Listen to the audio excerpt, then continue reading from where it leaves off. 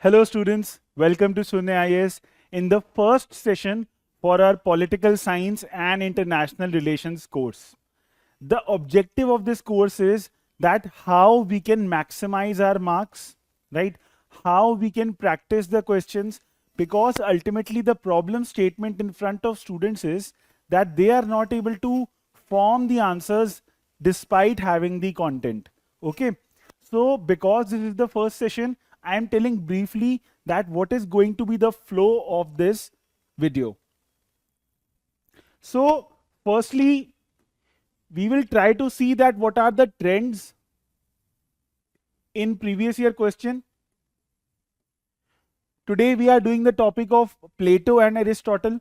So for this concept, we will try to see that what types of questions have been asked on this topic.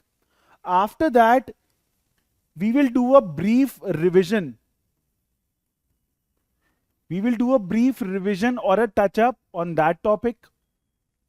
After that touch-up, and in this touch-up, I will tell you one thing very clearly, that before you watch this video, I request you that you read your notes briefly, because our goal is that we want to cover the whole syllabus in a crisp manner, so that the sessions do not become very lengthy and our focus is on the application of knowledge.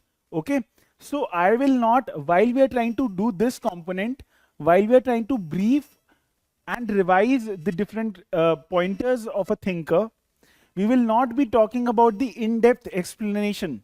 We will just be revising, we will just be touching upon everything, and that can only possible if you are watching this video after you have briefly revised that topic from your notes. So that is my expectation.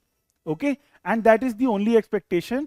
Rest, everything you can ensure that all the crafting of the answer we will do in this session. Okay, so after that we will try to answer some of the questions. We will try to answer some of the questions on the topic which we have just discussed. Here our goal would be that what can be the possible introduction, what can be the structure of the answer, how you can form interlinkages, how you can add contemporary or current affair examples, and then how you can conclude. This will be the goal while we are trying to solve the questions. Okay, then after discussing the question, we will try to also provide a model answer. Okay, and after providing the model answer, the next step from questions would be that we will also try to see whether we can learn something from the topper's copy. Okay, this is going to be the larger framework for the flow of the lecture. Okay, now let's jump to the main topic, which is Aristotle and Plato. So today we are doing Plato and Aristotle. We will start with the Plato because the flow would be better if we first do the topic of Plato. So in the topic of Plato, which are the major topics which have been asked? Which are the major questions which have been asked repetitively? Let's try to give a look to that first. Plato is an enemy of open society. So enemy of open society, why? Because he was a totalitarian in nature. He gave for an absolute state, which later led to the emergence of fascism, totalitarianism, right? Strong states given by Mussolini, by Hegel. These conceptions originally started from Plato, and that is why he is said as the enemy of open society. So we have to comment here in this question. Then whether it is Platonic or anti-Platonic, so the importance or the significance of Plato. Plato's communism and education, both are very important. Question is asked. His theory of education, we just talked about it. So communism and education, these are the two larger frameworks for Plato to achieve his theory of justice. We would see that. So these concepts are very important. Plato's communism, as we said. Then state is individual writ large. This is Plato's conception of his theory of state. So his theory of state is also very important. And what is happening in UPSC these days is that UPSC is giving you an abstract statement, and from that abstract statement you have to somehow frame an answer which is comprehensive in nature. So such kind of abstract statements, we must understand that this statement is from which topic of Plato, and then we have to assess and analyze and basically give a comprehensive kind of explanation to this statement. We will see to this topic also. Until philosophers are kings or kings have spirit of philosophers, city will never rest from evil. This shows the importance of his philosophical absolutism, his importance on philosopher king, his importance on the importance of knowledge, because knowledge is virtue for him, right? So for him reality is shadow of ideas. So his conception of philosophy and how philosopher king would only lead to the ideal state. So what we have done is that before even we start the revision of the topic, we have given a glimpse on what kind of things are very important, because ultimately we see that how in Western political thought the question is almost twisted every year, but it is based on PYQs. Okay, that's why we gave a look to it. Then no law or ordinance, again this is a question on Plato's philosopher king, right? No law or ordinance is mightier than the knowledge. Why? Because ultimately philosopher king signifies the knowledge. Vis-a-vis, there is one more quote to it, that the practitioner of medicine should not be limited by the book of medicine. Even this statement is from his concept of philosopher king, right? Then reality is the shadow of ideas. This shows his conception of reality. This shows his conception of ontology. What is ontology? We will see to that. So this is a brief snapshot of the important topics in Plato. Okay, now let's look at Plato as a topic, and let's try to give a very brief revision to the topic of Plato. Okay, so Plato's introduction. In any kind of introduction, we have to get the larger picture of the thinker. Okay, so he is the founder of philosophical idealism, political idealism, political philosophy. What does this mean? These three means essentially the same thing, that for him it was philosophy, it was knowledge that was the supreme virtue. He was not the father of political science. Why? Because his approach was normative. He followed a normative approach. What do we mean by normative approach? That he had emphasis on certain kind of values, है ना? So values like justice, values like he was talking about his theory of souls. So all these are giving certain kind of normative biases, and that is why he was more into the realm of philosophy. So that's why he was called this. Then he said Plato perceived political philosophy as an architectonic science of society. This means that for Plato, ultimately political philosophy was most important, है ना? So while we are giving these kind of introductions, your goal should be how do you have to use these statements. I will not be explaining all these statements in a depth. I will just be going through it briefly. Your goal would be that as soon as we finish the revision, after that when we come to the questions, you use these keywords. This is the major goal of this session, where we consolidate these kind of keywords in the session where we revise the topic, and then you try to use these keywords in the question. Okay, so I have arranged, if I give you a brief snapshot of what is about to come, I have given you in a very systematic way. I have given you keywords. What are the keywords for introduction, for methodology, for books, for his objective, for his influences, context, theory of idea, theory of soul, theory of justice, features. In every concept of Plato, I have given you some keywords. Your goal is that you read your basic notes and get some conceptual clarity. And what's my role? What is going to be my role as your mentor for PSIR is that I will tell you that how you can interlink all these concepts when we reach to a question.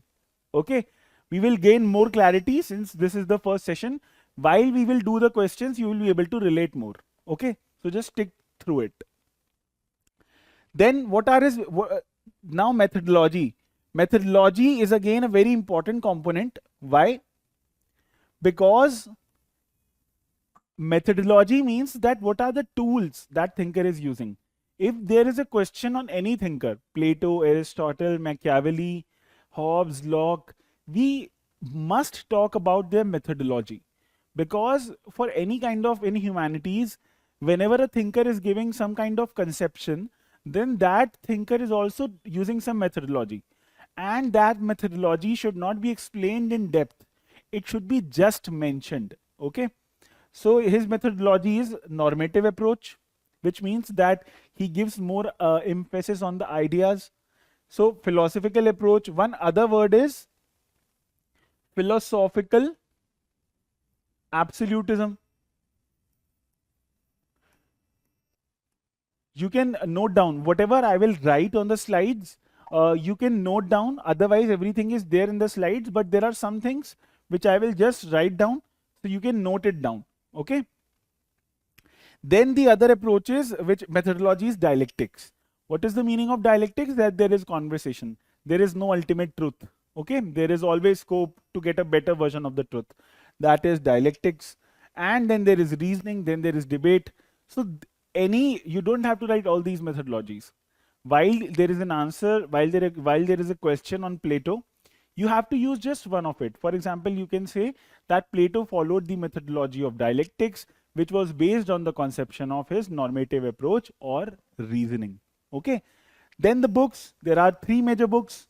Three major books are Republic concerning the justice. If there is a question on justice, you must talk about Republic, because he gives his conception of education, he gives his conception of communism, he gives his conception of ideal state in the justice, in the Republic, and even the subtitle of the book is named Concerning Justice. This means that this was his magnum opus. Magnum opus means that this is the most important, most architectonic, most fundamental book of Plato. Okay. And here he also gave the conception of philosopher king. Then the second book is The Statesman. So in The Statesman, he reformed his views. Initially, he was saying that philosopher king is the best king. Then he says that no, rule of law is the best. This shows that ultimately he was not having any kind of concrete views. He was believing in the dialectics. Then in his third book, The Laws, he said that mixed constitution is the best. Who went for mixed constitution? Ultimately, Aristotle goes for mixed constitution. We will see what is the meaning of mixed constitution. Then this is in similarity with Aristotle. Why? Because Aristotle says that philosopher king is not sustainable. This is the most ideal one. It is utopia. It might be the best, but it is not best practicable, right? So Aristotle is saying that polity is the best, and Aristotle's polity is Plato's second best. Okay, Plato's first best is monarchy, the philosopher king, but even Plato said that the mixed constitution or the polity is the second best. Okay, so this is mentioned in his book The Laws. And Sabine. So basically, how you have to enrich your answers, you have to pick up certain political theorists, certain PhD scholars, like basically Sabine is the political scientist. So these kind of scientists, they have made certain comments which are as equal, in terms of political science. They hold certain kind of weight. You and I, we are just a reader of a political science, but they create political science. Thinkers like Sabine, thinkers like Glassky. So we have to mention them. Okay. So Aristotle's ideal state is Plato's second best. So if you will just pause the video, you don't have to just ratify all of it. Just keep it in your mind. If you will do 5 revisions, 6 revisions, 10 revisions, you will be able to produce 50 to 60% of it in your answers, and that is the goal. Okay. What you have to remember, what you rather must remember and ratify for every topic is these yellow subheadings. You must remember that there is introduction, there is methodology, there are works, then there are, you must remember the name of the theories, because ultimately you will explain the theories in your own words, but you must know the theory to interlink the theory. As we move forward in the session, you will be able to gain some clarity on what I'm saying, but just hold through as of now. Now, objective. So, what was the objective of Plato? Plato was going through, Athens, where Plato was living, was in a state of war with Sparta, right? So, he wanted to achieve an ideal state. He wanted to show that we can emerge, we can come up with the best kind of a model, right? Then Athens as an ideal state. So, his goal was to make Athens as an ideal state. Then removing the rule of ignorance and bringing the rule of knowledge. So, he wanted to emerge, he wanted to come up with the rule of knowledge, right? Then removing rule of ignorance and bringing the rule of knowledge. This we just talked about.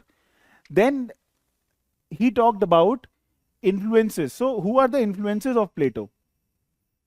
Socrates is one of the most important influence on Plato. What do we mean by influence? Every thinker is coming up with certain kind of context, है ना? Who were important influence on him. So Socrates is one of them. Now Socrates is just relevant for one thing, that is knowledge is virtue. है ना? So just remember this quote, knowledge is virtue. Almost all the theories of Plato will ultimately be derived by this conception. A life unexamined is not worth living. This is said by Socrates, which means that ultimately we should be going for knowledge. We should keep examining ourselves. Huh? Knowledge is virtue. This we just talked about. Then there is context. What is the context? Context is objective only, that Athens versus Sparta is going on. There is Peloponnesian War, and in this war, he was saying that Athens is being ruled by ignorance, right? And he wanted to establish that this kind of corruption which has been there because of the ignorance, this should be removed and rule of knowledge should be established. That was his ultimate goal. Got it?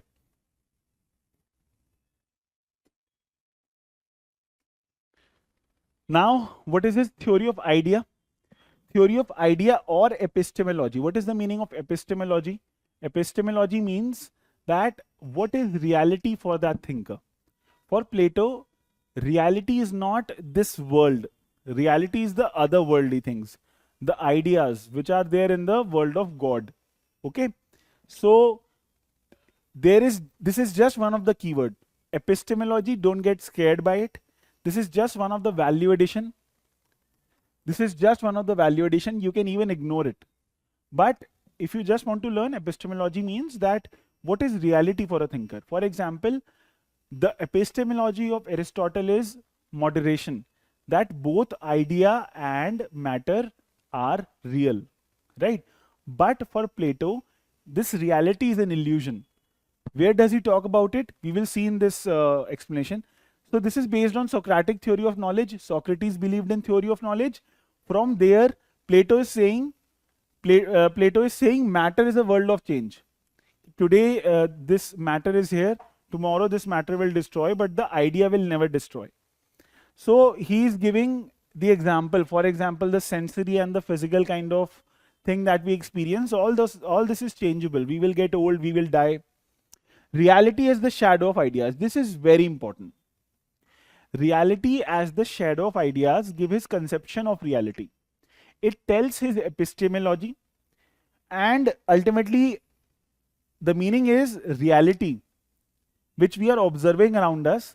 This is not real. It is just a shadow, Plato is saying, of the idea. Idea is real. है ना?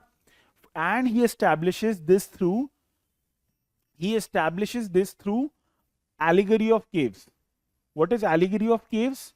So he create an imaginative situation where he says that if we are sitting in a cave and we are bound by the chains, then we are looking towards the wall. What we are seeing is nothing but a shadow, and the reality is like a sun. We will never be able to see it.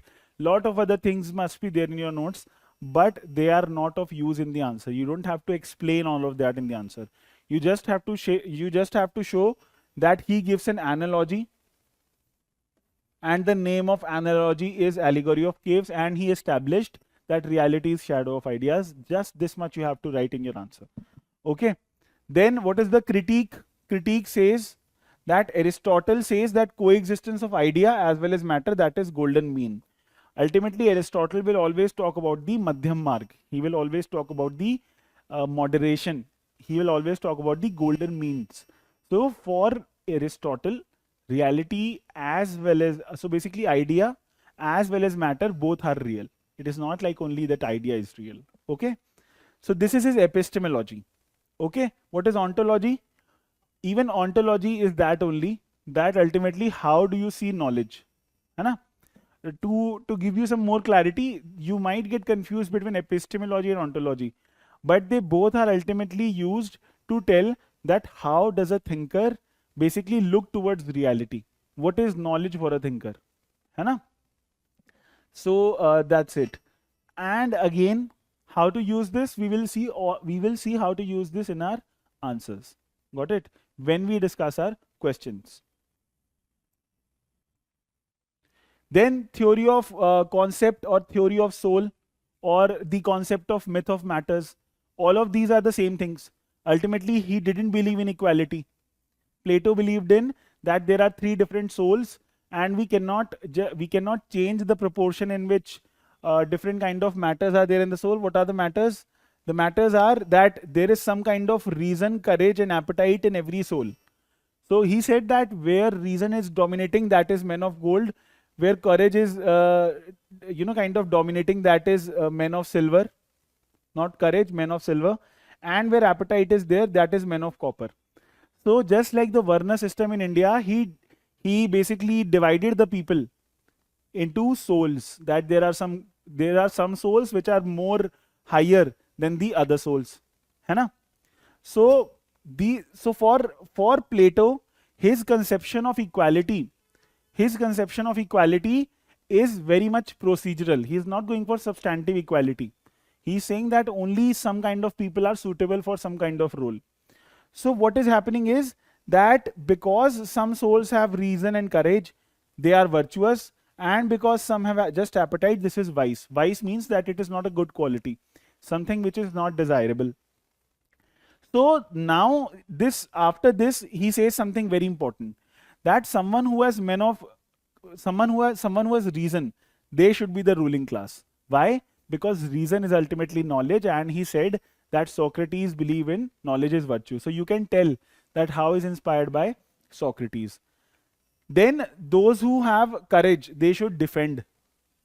And those who have appetite, those who have a lot of hunger to get more and more, they should be into production so that they can make money. Got it?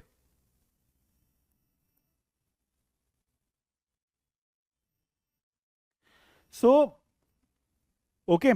So what is the meaning of this? That ultimately he is saying that everyone cannot do all kind of works. So he says that there should be one class and one duty. One class, one duty means that every soul belongs to one kind of class, and within that class only those people should do some kind of duty. This means that he is talking about functional specialization. This is a very important keyword. One man, one work. This means one man, one work. This means that one man should do only one work and they should not interfere in the work of others. Got it? This means non-interference. So these two are the basic of his theory of justice. If you will talk about his theory of justice, for him, theory of justice is about functional specialization. It is about non-interference. And then one very important keyword which is not here is that justice is also even about temperance. That you should have some kind of patience. You should not interfere in others' work. Okay. So temperance is also a virtue. Then he says statecraft is as soulcraft. Statecraft as soulcraft means that ultimately soul is the basis of doing governance. And a soul is very important, and ultimately soul belongs to idea, that is Socratic knowledge. You can again just open your slide whenever you want to read and try to somehow form a linkage, है ना? Try to remember these keywords. Concepts आपको clear होंगे ही notes के through, but these keywords are very important. Then his theory of justice. Theory of justice में वापस से ही पूरा उसका theory of soul ही वापस आएगा, है ना? Theory of justice में क्या देखेंगे हम कि justice is supreme virtue. So for Plato, justice is a architectonic value. What is the meaning of architectonic value?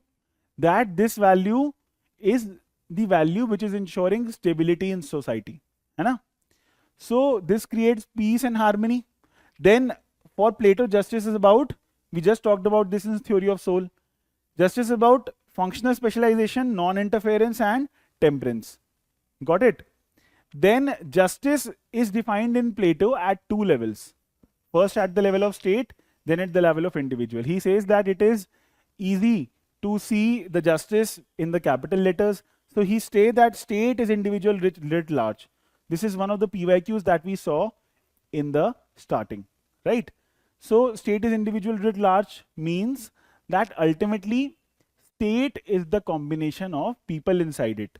It is the virtue of the people and the right stationing of the people that will ensure the quality of the state, that how state is behaving, है ना? States do not come out of oak, they are inherent in the mind of the people. Even this means that state is ultimately made up of its people, and we have to ensure that people are ultimately trained in the right way. That is there in the theory of education, and people do what is best suited for them. So there is kind of a hierarchical nature in his theory of justice. Then at the individual level also he says, what is the individual level of justice given in Plato? Individual level would be this, that how everyone should do the kind of work they are suitable to do. Got it? Then there are certain features for his justice. What are those features? He gives a universalistic justice, which is common for everyone. Then justice for him is architectonic. It is not situation specific. It will not change if in one situation and other situation. It will not harm anyone. So he says he do not talk about retributive justice. What is retributive justice? Where you take revenge. This kind of justice cannot do harm to anyone. Then it focuses on what ought to be. So his approach of normative political philosophy is usually talking about what ought to be, what should be. And that means that his approach is mostly about philosophy. Why? Because philosophy will talk about what ought to be, and political science will talk about what is, right? Then he's talking about due process of law. Why? Because he's saying ultimately knowledge is supreme, and knowledge is there in the philosopher king, right? Then what ought to be, that we just saw. Comments, justice is central part of Plato's thought. Barker, he is a very, very important political scientist, right? He has said that how justice is the major central pillar of Plato's work. So again, these are the collection of the keywords. You have to utilize these keywords while you start doing the questions. His theory of education. So state controlled education is there. Then it is the primary mechanism to achieve ideal state, which means that to achieve ideal state you need 2-3 things. Education is the most important. So you can use this in essay also, you can use this in ethics also. He says that it is the most important duty of state to do education. Why? For him, education is about segregating the souls. It is about finding the right souls who can do the right work and ultimately establish a strong state with right amount of people who are doing the right work. The state is a pedagogic institution. The pedagogic institution means that state ensures that education is there for everyone, and it is not in the current kind of sense we are trying to trying to give empowerment to everyone. For Plato, inequality is a myth. है ना? Equality is a myth. For Plato, some people are more, more capable in certain kind of different type of tasks. So, what Platonic education is, it is about molding of souls. That we try to see that which soul is better in which task, and it is a lifelong process. Philosopher king becomes the philosopher king only after 40-50 years of education. So, basically, for Plato, education is about filtration. Education is not about empowerment. For example, if you will talk about Amartya Sen will say that education is about capability, है ना? But he is talking about filtration. So this kind of theory will ultimately be even created by the, ultimately he is believing in a meritocratic society. What is meritocratic society? Which is based on the specific abilities of people. If someone is more dominant, if someone is more good at handling the reasoning part, then that person is more fit, or rather given more power. है ना? तो meritocratic society. And how education is the primary instrument to achieve justice. How? Because it is leading to individual at the justice at the individual level, as well as justice at the social level. What is the meaning of justice at the individual level? That everyone is able to achieve their true potential. And social justice means that everyone is doing the task which is important for the society. So the society remains strong. Preparing and finding the philosopher king. This is also most important. Philosopher king is one of the most important concept in Plato, and he is the fountainhead of justice. He is the most knowledgeable person in the society, and he will be selected at the end of this whole cycle of education, because he will be the ultimately epitome of justice. So Plato as the first feminist. Why? Because he is giving equal opportunity to women to get education. Right? He is not differentiating between men and women. He is saying that everyone can do education, and because everyone can do education, even women can become philosopher king. Right? So he is called as the first feminist. Then there are some comments on his theory of education. Rousseau says that it is the best book in the field of education, and Nettleship says that it helped in the achieving the division of work and harmonious cooperation. What is the meaning of it? Ultimately, this means the same thing as Gandhiji said for the division of work. That how this theory of education, it ultimately, its goal is to divide the people into different kind of suitable work for them, and ensure that there is cooperation, because even there is non-interference. Right? Communism. Communism mein there are some 2-3 things. He says that the guardian class, the ruling class, the men of gold and the men of silver, who are the basically the warrior class. The exact thing he says is the defense class. These two classes are the guardian classes, he says. And because though courage and reason is dominating in them, but even they have appetite. Even they have appetite, and that is why there needs to be certain kind of check. So for his theory of communism, this is a check and balance. This is a check and balance on the powers of the guardian classes. This means that they cannot have any private property, and they can't even have family, because they will favor their family, and they have a lot of power. That is why they will have no common property, they will have no private property, and they will have no private family, which includes that even they will treat every children as their own. They will never keep their children. Their children will be given to the education system, and then state will take care of every children. Got it? They will not even have any personal wife. Why? Because then that person will try to give certain kind of favor to his or her wife. Okay, so there'll be no wives, there'll be no children. That is why there'll be no family as well as no property, and they are totally dedicated to the state. This shows that how for Plato whole is prior to part. What is meaning of this? That he is preferring collective over individual. For Plato, individual is not important. For Plato, it is the collective, it is the state that is important. This shows his ideas towards state absolutism. Got it? Now he's saying that it is a safeguard against the appetite inside the guardian class. I just shared that. Marriage as a eugenic institution, this is very important. This means that how for Plato, marriage, the sole role of marriage is just reproduction. Okay, especially for the guardian classes. So it helps to the only the purpose is reproduction, and then this is helping in the liberation of women. Why?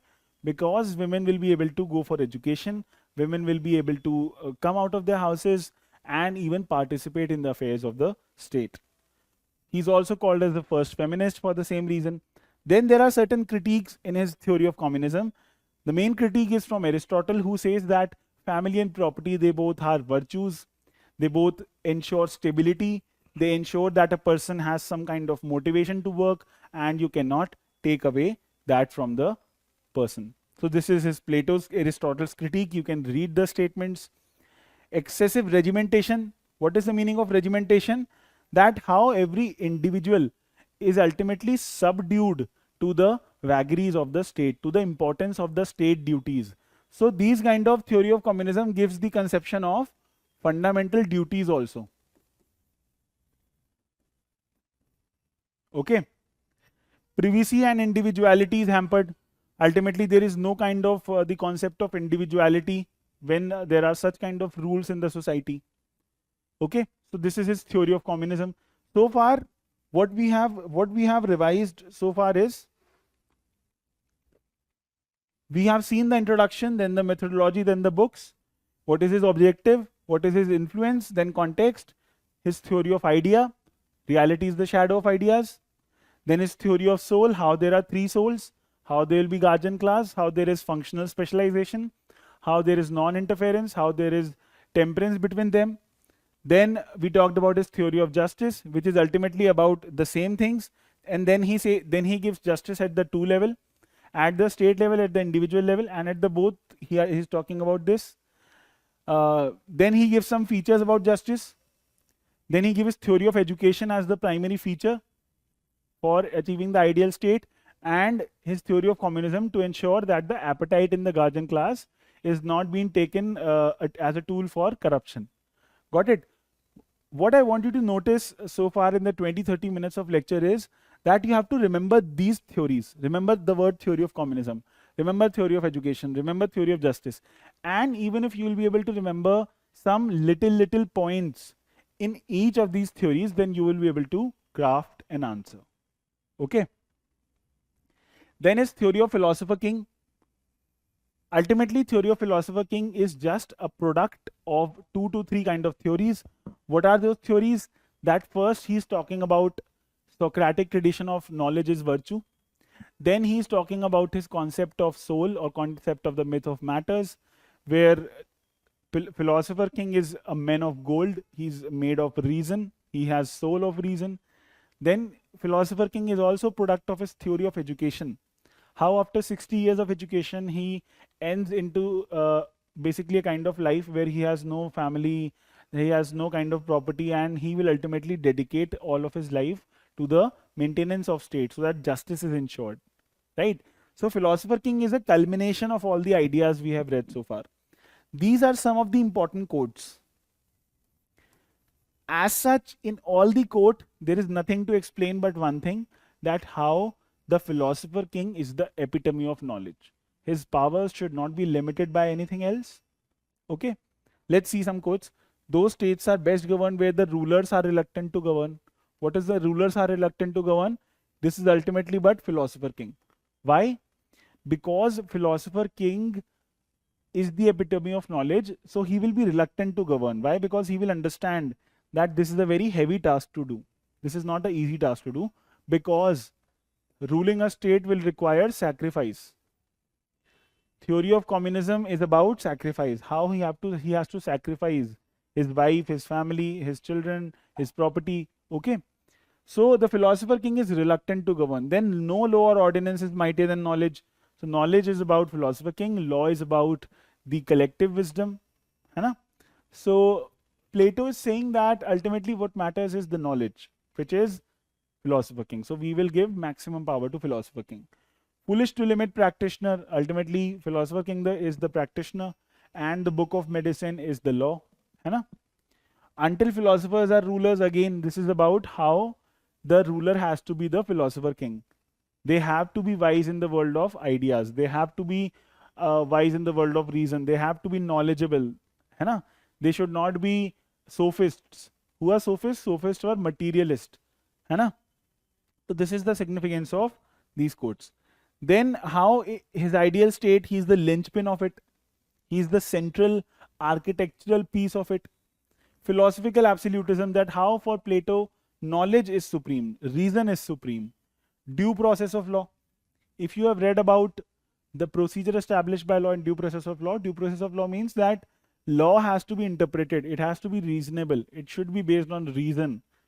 है ना? For example, we see that how any kind of law can be said to be null and void by the Supreme Court or High Court if it is not in the spirit of reason. But reason is not defined.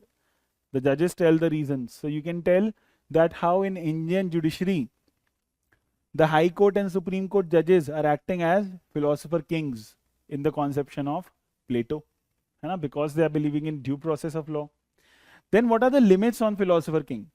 This means that Plato himself said that there should be certain limits on what philosopher king can do and what he cannot do. So theory of education, he or she cannot disrupt the theory of education. They cannot even remove the communism, and the constitution of republic must be upheld. Okay, so these are the three limits. So you can defend a philosopher king of Plato by these three limits. Okay. Then critique, again the critique is by Aristotle. Why? Ultimately, Plato belongs to the tradition of due process of law, whereas Aristotle belongs to the tradition of procedure established by law. So for Aristotle, law is the collective wisdom of ages. Okay, law is being transferred to us and it is the collective wisdom. It is not dependent on the one person. So he says that law is reason without passion. That even Aristotle believes in reason, but he says that law is the outward manifestation of reason. We can objectify, we can codify reason into law, and when we codify it into law, the passions are removed because everyone is participating in it. So ultimately Aristotle is talking about deliberative democracy, and a law is based on deliberative democracy. So these are the critiques. And then ultimately this is his theory of philosopher king. And I know that that I am trying going at a very fast speed while I'm doing the revision, but that is the goal, that we do not waste a lot of time on the conceptual understanding. That must be there with you. If you have some specific doubt, you can reach out to us for those kind of doubts. But the goal is that how you can increase your marks from 250 to 300. Okay. And for that, we have to focus on the questions. That is why I'm going in a very fast speed, but you will get these slides. You don't have to as such make very notes out of it, because I understand that this is a fast paced lecture. The kind of things which I'm writing on board, you can write it for your references, but you will get these slides and you can directly revise from it. Got it? Views on democracy. So he's an anti-democrat. This means that he sees democracy as a form of rule of ignorance. He says that democracy will ultimately lead to majoritarianism. It will lead to rule of ignorance. Why? Because ultimately Socrates was pushed. He had to drink the hemlock, the poison, because because of that he believed that democracy doesn't appreciate the merit. Democracy doesn't appreciate the knowledgeable people. Okay, so he's an anti-democrat. He says that there are only some specific people with the soul of reason, the men of gold, and they should be the ruling class. Anti-democrat, he says that it will lead to rule of ignorance and mobocracy. That is majoritarianism.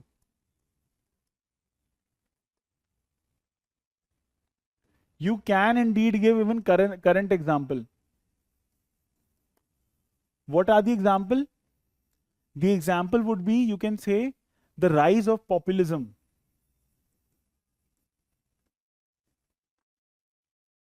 The rise of post-truth politics.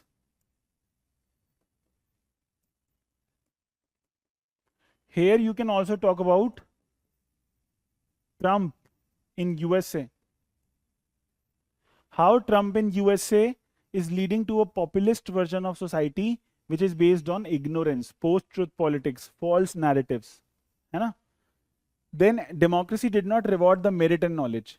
So because Socrates had to drink hemlock or poison in his society, that is why he had a disdain for the democracy. Then his theory of ideal state, ultimately theory of ideal state is that when there will be justice, when there will be functional specialization, all the features when they will be there, then we will achieve the ideal state ruled by philosopher king. Man is a social animal, not self-sufficient. By this he means that one cannot live without the state. It is not possible to live without the state. That is the meaning of this. Now we have reached the evaluation. What do we mean by evaluation?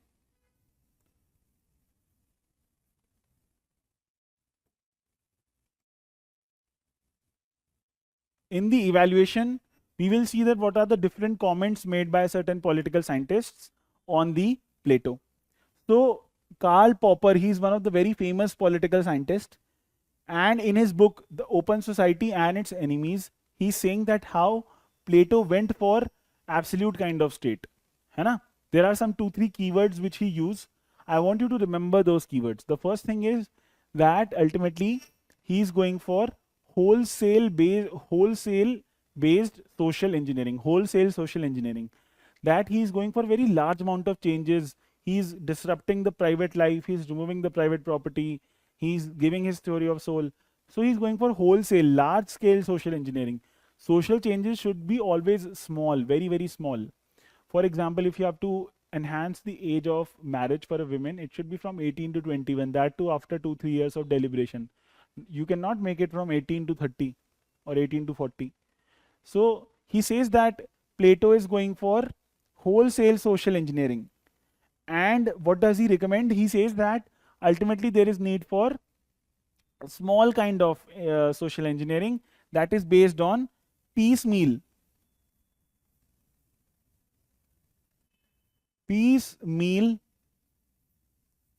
social engineering. This means that very small kind of changes should be there, right? Then he says that he commits the act of historicism. Historicism means that Plato reads history selectively to justify his to justify the kind of institutions that he is making, and he is making wrong use of history, ideological use of history. Example, the life cycle of ideal state. He says that ultimately it is only the philosopher king who will ensure the ideal state. Then he is saying that Plato is committing the act of holism, that he is considering whole as prior to part. He is considering the larger community as prior to the individual. है ना? Essentialism. This means that his theory is divorced from reality. Ultimately, my point is, whenever there will be a question on critique of Plato, these 4-5 keywords are very important. Even his falsification concept. Popper says that though Plato believes in the concept of dialectics, but he establishes his work in that way that there is no scope of falsification. You cannot falsify Plato's work. He's saying that this is the only way. He's going for absolutism. So these 5 keywords: falsification, wholesale based engineering, historicism, holism, essentialism. These are the 5 keywords for Karl Popper's critique. Try to remember it. But he also says that one can be Platonic.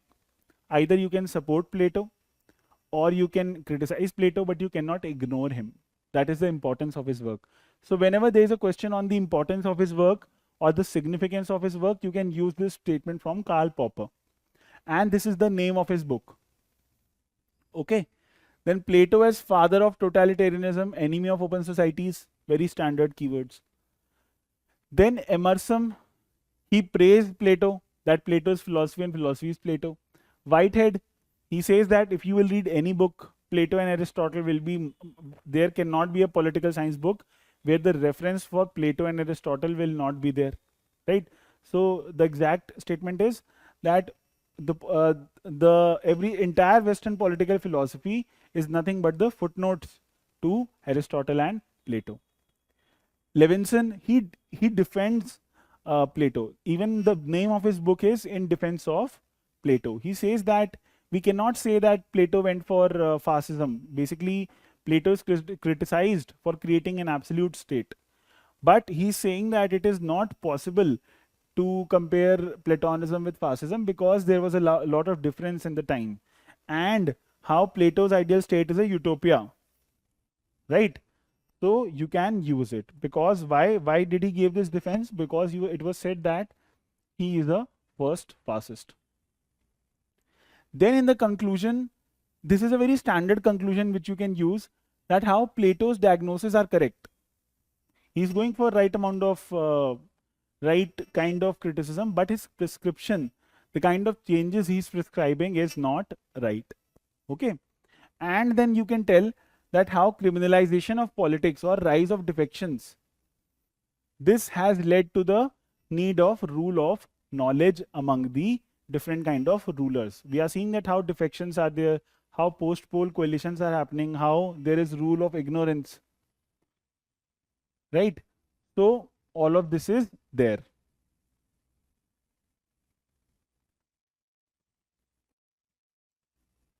And this is the end of the revision of Plato.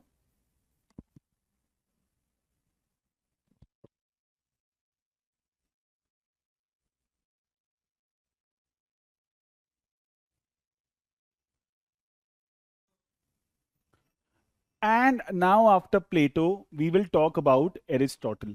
Okay, because both of these thinkers are related. That's why after Plato, we will first revise Aristotle and then we will talk about the questions of both. So vis-a-vis the Aristotle, what are the questions that we see? There are questions on his conception of state. There are questions on his conception of equality and revolution.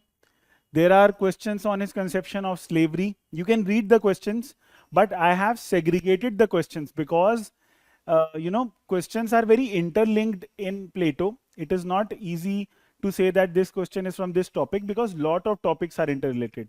But in Aristotle, there is a kind of a clear-cut segregation that from which topic the question is coming. So questions are from slavery, his conception of equality and revolution, and his conception of state. We will look at the questions, but first, then his questions on conception of constitution, his questions on the critique of Plato. Okay, these are all the, basically just these 5 questions are being repetitively asked. Critique of Plato, his theory of constitution, his theory of slavery, his conception of equality and revolution, and his conception of state. Okay, now let's first try to see that what are the basic points in Aristotle. Okay, so he's called as the father of political science, very well known to us. Why? Because he gave empirical, because he believed in empirical observations. While he is giving theories, he is not just going for world of idea. He is saying that I will read 158 constitutions and then I will propose a model. है ना? That's why he's called father of political science. We will also read why he was called so. He is also called as father of constitutionalism. He believes in the golden mean, that is madhyam marg. Do not go for extremes. That's why he is called as a pragmatic. Okay. He is also conservative. He doesn't believe in change. This means that he believes in status quoism. This means that there should be stability. The ultimate keyword what is the meaning of conservative and status quoist? That he wants stability. He doesn't want revolution. Okay, and that's why he's called a conservative or a status quoist. Then he's utilitarian. He tries to see certain kind of. So what is utilitarian approach? There are two kind of approaches. One is teleological approach. Then the other is deontological approach. So utilitarian means that he believes in teleological approach. He believes that there must be certain kind of end that will be achieved by something. Okay. So he doesn't believe in the conception of deontology, where we focus on what ought to be. Plato focuses on what ought to be, but he focuses on what is. He focuses on what can be achieved. Okay. He's a status quoist. He believes in moderation. This means that he believes in golden mean. Then he believes in meritocratic society. This is a common point between Plato and Aristotle, that both of them believe in meritocratic society. This is very unique point. Proportionate equality. This means that he says that everyone is not equal. Those kind of people who will have more merit, they should be given more kind of rewards. That is his conception of equality. So do remember this keyword. Whenever there is a question on equality, remember the keyword that he believes in proportionate equality. Equality or rewards in proportion of your merit. Meritocratic society, proportionate equality. He was also called as a mind of academy. This means that he was the one who was the most important person in the academy, which was actually the institute at the time of Athens. And Plato and Aristotle both were there in the academy. They used to deliberate on different issues, different thinkers of the time. But it is Aristotle who was the mind, who was the most important person in the academy. Then what are the prominent works in Aristotle? Politics and Nicomachean ethics. When we will talk about Aristotle's different kind of conception, his conception of reality, his conception of ethics, they come from Nicomachean ethics. And if we talk about his conception of politics, that is there in his book Politics. Okay. Now Aristotle is the father of political science. So this is a very probable question. You can be asked that why he is called as the father of political science. So because he is a pragmatic, he is not an idealist, he is not a utopian like Plato. Then he believes in this worldly things. He is not otherworldly, like Plato is saying reality is the shadow of ideas. He is not saying things like this. Then he is saying ruler must be worldly wise. What does this show? That he rejects the philosopher king. He is saying that common sense is more important. This worldly knowledge is more important. And what is the difference between political philosophy and political science? Science is based on reasoning. Science is based on something that we can prove. It is not based on something that we cannot prove. So he believes in common sense. He believes in best practicable. Okay. Best practicable. This is here. Golden mean, golden rule. Golden rule means that something which is not extreme is the thing which is achievable, which is best practicable. He studied 158 constitutions. All these points that I am telling, all these points are the points and dimensions which you have to use when the question comes that why Aristotle is called as the father of political science. What is his ontology? This means that what is his conception of reality? His conception of reality is a mix, that both idea and matter are real. Unlike Plato, who is saying that no, idea is only real and matter is not real, he is saying no, both idea and matter are real. It is the mix of both of this. Okay. And that is called theory of forms. Very important. This is not there in your standard notes, that what is the theory of forms. Theory of forms and ontology, they mean the same thing. That how do they see the reality? So Aristotle is saying that idea and matter both are real. That is their theory of form. He's a status quoist. He doesn't want any kind of change. He's a conservative. This also means the same thing. And even if there is a change, the pace of the change should be very slow. Then he believes in the collective wisdom of ages. What is the meaning of this? That he believes in procedure established by law. That he believes in law. It is the law that is the collective wisdom of ages. So he doesn't believe in any kind of philosopher king and stuff. That is philosophy. But law is about political science. Then entire Western political thought is nothing but the footnotes to Plato and Aristotle. This is a statement by Whitehead. है ना. तो Whitehead says that entire Western political thought is nothing but the footnotes to Plato and Aristotle. Just keep revising these points as the reason, है ना. Try to read it in same flow. Try to recreate these points in your mind in the same flow whenever the question is coming, that why Aristotle as the father of political science. Golden mean theory, I just told you about it. Golden mean theory just means that moderation of both of it, है ना. In Nicomachean ethics, he's talking about the keyword phronesis. This is again a value addition. What is the meaning of phronesis? Phronesis means practical wisdom. Plato is talking about knowledge. Plato is talking about reality is the shadow of ideas. But Aristotle is saying that we have to go for wisdom, because both believe in Socratic tradition of knowledge is virtue. But he is saying that we should go for practical wisdom. That he calls phronesis. So his golden mean theory is derived from his work or concept called phronesis, that is practical wisdom, which is given in his work Nicomachean Ethics. And this is how he derived his conception of politics and ethics. Okay, for him it should always be a mix of politics and ethics. Plato was only focusing on ethics, he was forgetting the politics, है ना. So he's saying that we have to mix the politics and ethics. And why golden mean is important? Because it helps in achieving eudaimonia. So there are two new keywords here. One is phronesis and the second one is eudaimonia. What is eudaimonia? Don't get confused by it. Eudaimonia just means achieving happiness.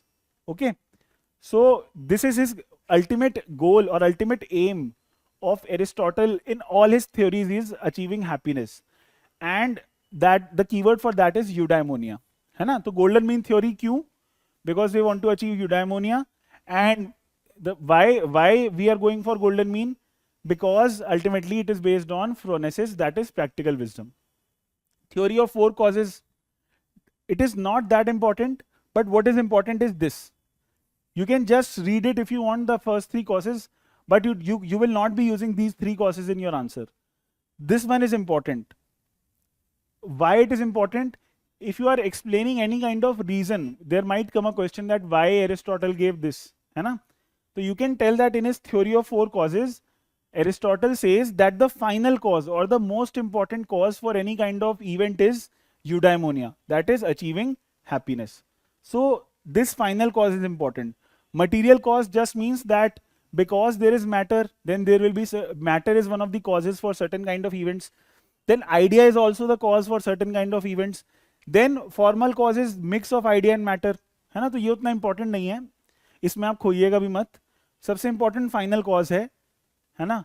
So this tells his conception of that what are the different causes. Ultimately happiness, eudaimonia. ठीक है, जो काम वाली बात है वो eudaimonia है. कुछ भी अगर बताना है that why Plato is going for this, eudaimonia. Theory of forms or ontology. This means that what is his conception of reality? This means that both idea and matter coexist. Both are real. Idea is also real, matter is also real. This means dualism. Plato is going for monolithic explanation. He is saying that idea is only real, matter is not real. He is saying both idea and matter are real. So he is going for dualism. He is going for moderation. He is going for phronesis. He is going for practical wisdom. I am telling all the keywords which we have discussed above. Okay. What you have to remember, don't get scared by all this information.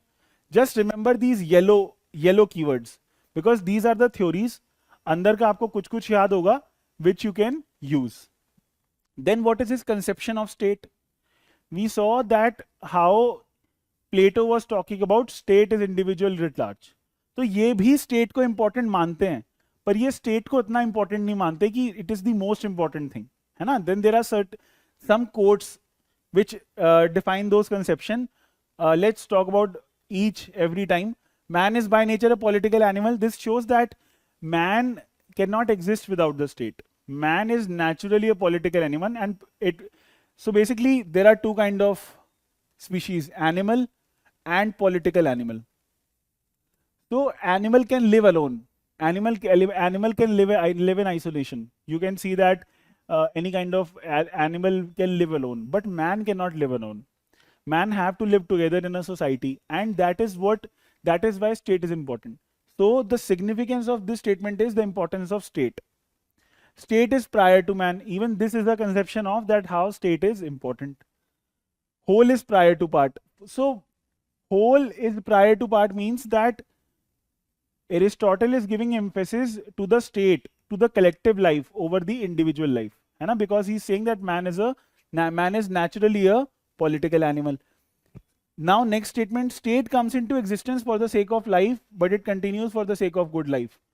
So Aristotle is saying that state is natural. When we will read different kind of political theorists, for example, we will talk about social contract theories in Rousseau, in Hobbes, in Locke, we will see that how they all are saying that state is not natural. State is a creation of the people. They come together, they form a social contract, and they form the state. But Aristotle and Plato, they will say that state is natural.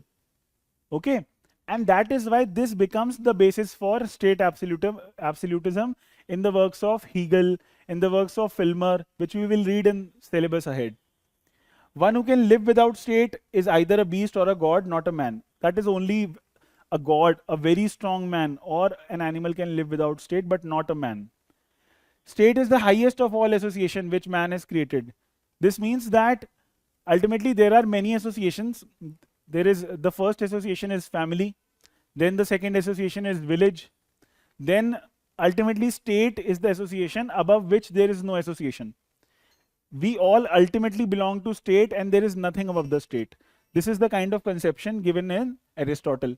Now, what I want from you is that when it comes to the quotes of the thinkers, try to write these quotes every morning daily. It is the only way to remember these kind of quotes. And only these kind of constantly writing these quotes repetitively will ensure that you are remembering these quotes, because you have to use this in your answer. You can't just explain everything in your language. You will also have to use these quotes to substantiate, to give value addition to your answer. Okay. Then the other topic is that why does he create state? So again, he's a utilitarian. He will try to find the purpose of the state. What is the purpose? What is the purpose of the state? We just read his theory of 4 causes, right? What is the final cause? What are the causes that why something is happening? So what is the final cause? Final cause for everything is eudaimonia, the happiness. So it is only under the state that a man will be able to achieve happiness. है ना? So it is eudaimonia and logos. This is another keyword. Logos means reason. Nothing to worry about. You can even ignore it. And it is only possible under the state. We can only achieve happiness under the state.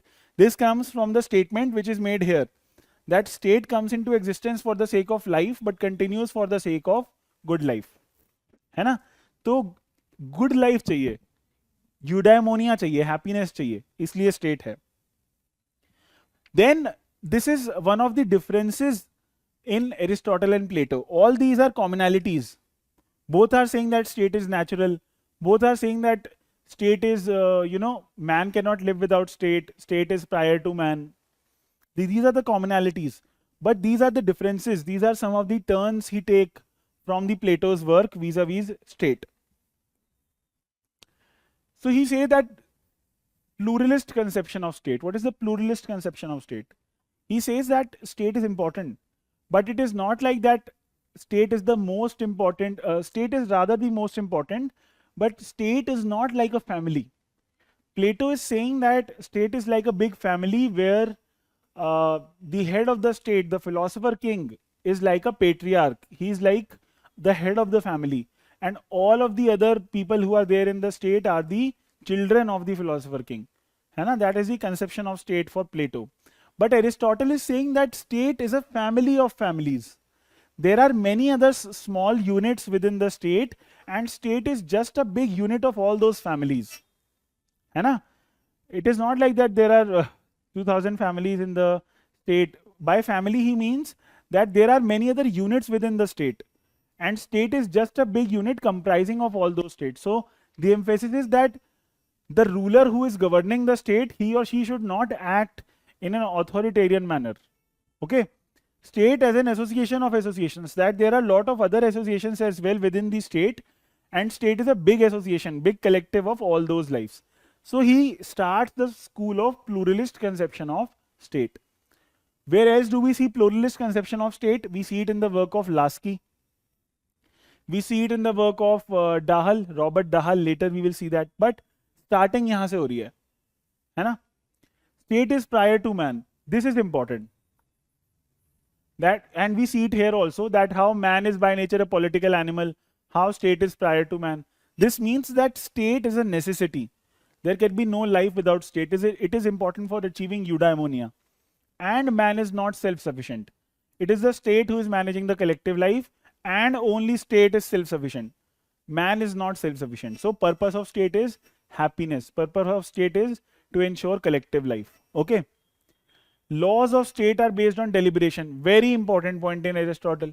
How philosopher king is saying, how Plato is saying that philosopher king is the epitome, it is the fountainhead of justice. It is the collective knowledge of the state. But Aristotle is saying that philosopher king se zyada important hai that the citizens of the state come together and they deliberate together, they make laws together. So he starts the tradition of civic republicanism.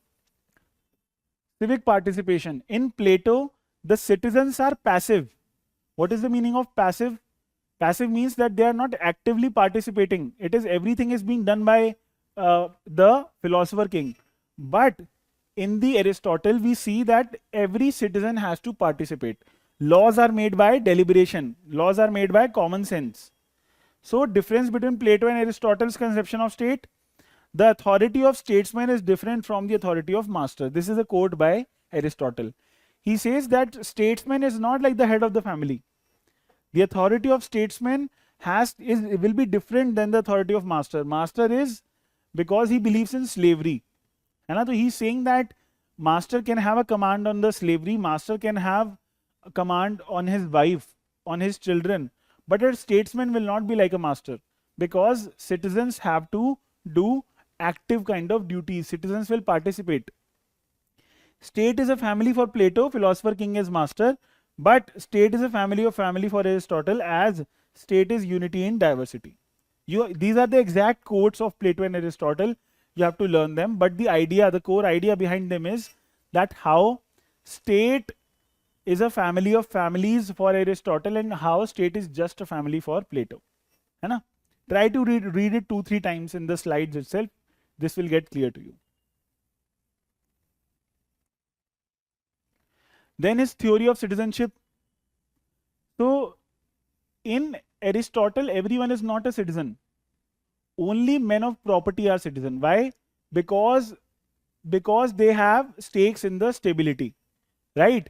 He says that those who have property, they have stakes in the stability, they are men of reason. So in this way, he is continuing the tradition of inequality. Inequality was there in Plato. How? He was giving the theory of soul and everything.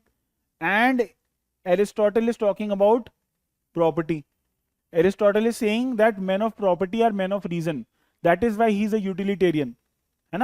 So the gist of the issue is that those who have property, they will be citizens. They will be deliberating to make different kind of laws. And the wives, the children, the slaves, the old age people, they are not citizens in Aristotle's conception of state. Aristotle's conception of citizenship. So even this is not equality. He believes that inequality is natural. He believes in meritocratic society. Let's look at it. Linkage with theory of state. How? That citizenship is about active kind of citizenship, not passive. Theory of republicanism, that people should ultimately have the rule. People should be the rulers, not the philosopher king. Then what are the features of his citizenship? That it defines the legal status, rights and obligations, duty towards the state is the normal hai. Active citizenship, this is very important. Not passive existence, unlike the Plato's conception, but active citizenship. Men of property are men of reason. And he excluded these 4 people, and he believed in meritocratic society. I will not explain in depth. I just want you to remember these keywords. I have given you a broad outlay. If you want to go further and read what is theory of citizenship, that is a 30 minutes discussion, and that you can read in your notes. This is the concise gist of his theory of citizenship. And the most important thing, I can tell you in writing, only this much is needed for answers. You can write, because ultimately questions are asked for 2 pages, 3 pages, right? We don't have to write a 60-page thesis on his theory of citizenship. So you can just use these keywords to tell his theory of citizenship. What is important is that you link it with different kind of, I have given a subheading after every theory, linkage. So try to link every theory with another theory, okay? Then his conception of equality, and his conception of equality is also his conception of justice. What is his conception of equality? He's saying that, this is very important quote in Aristotle, that it is unjust to treat equals unequally, but it is also unjust to treat equals unequally. This means that if there is a doctor and a nurse, so they both are unequals. So he's saying that unequals can't be treated equally. He says that no one will treat equals unequally. If there are 2 doctors, then it is common sense that both should be treated equally. And if you are treating 2 doctors differently, then that is injustice. But he is saying that if there is a doctor and a nurse, these 2 are unequals, and if you are giving equal salary to both of them, even that is injustice. That is conception of equality for Aristotle. Very important quote. There cannot be a question on inequality where you do not use this quote. And his conception of equality is linked with his theory of revolution. We will read the theory of revolution in the next slide.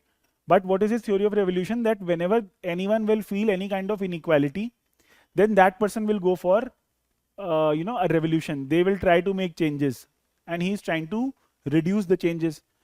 So revolution से linkage है. And his concept of slavery. We will read his concept of slavery, how he justifies slavery. So whenever there will be a question on slavery, it is very important to mention his concept of equality. Whenever there will be a question on concept of equality, it is very important to mention his theory of slavery. Whenever there will be a question on equality, it is very important to mention his concept of revolution. Got it? So he rejects the absolute equality and he goes for proportionate equality. Why? Because he believes in meritocratic society, and even a perceived feeling of inequality can lead to revolution, and he is a status quoist. Then even for him, justice is about functional specialization and non-interference. We read in Plato, right, that how for Plato justice is about functional specialization and non-interference. So even for Aristotle, justice is about this same. Why?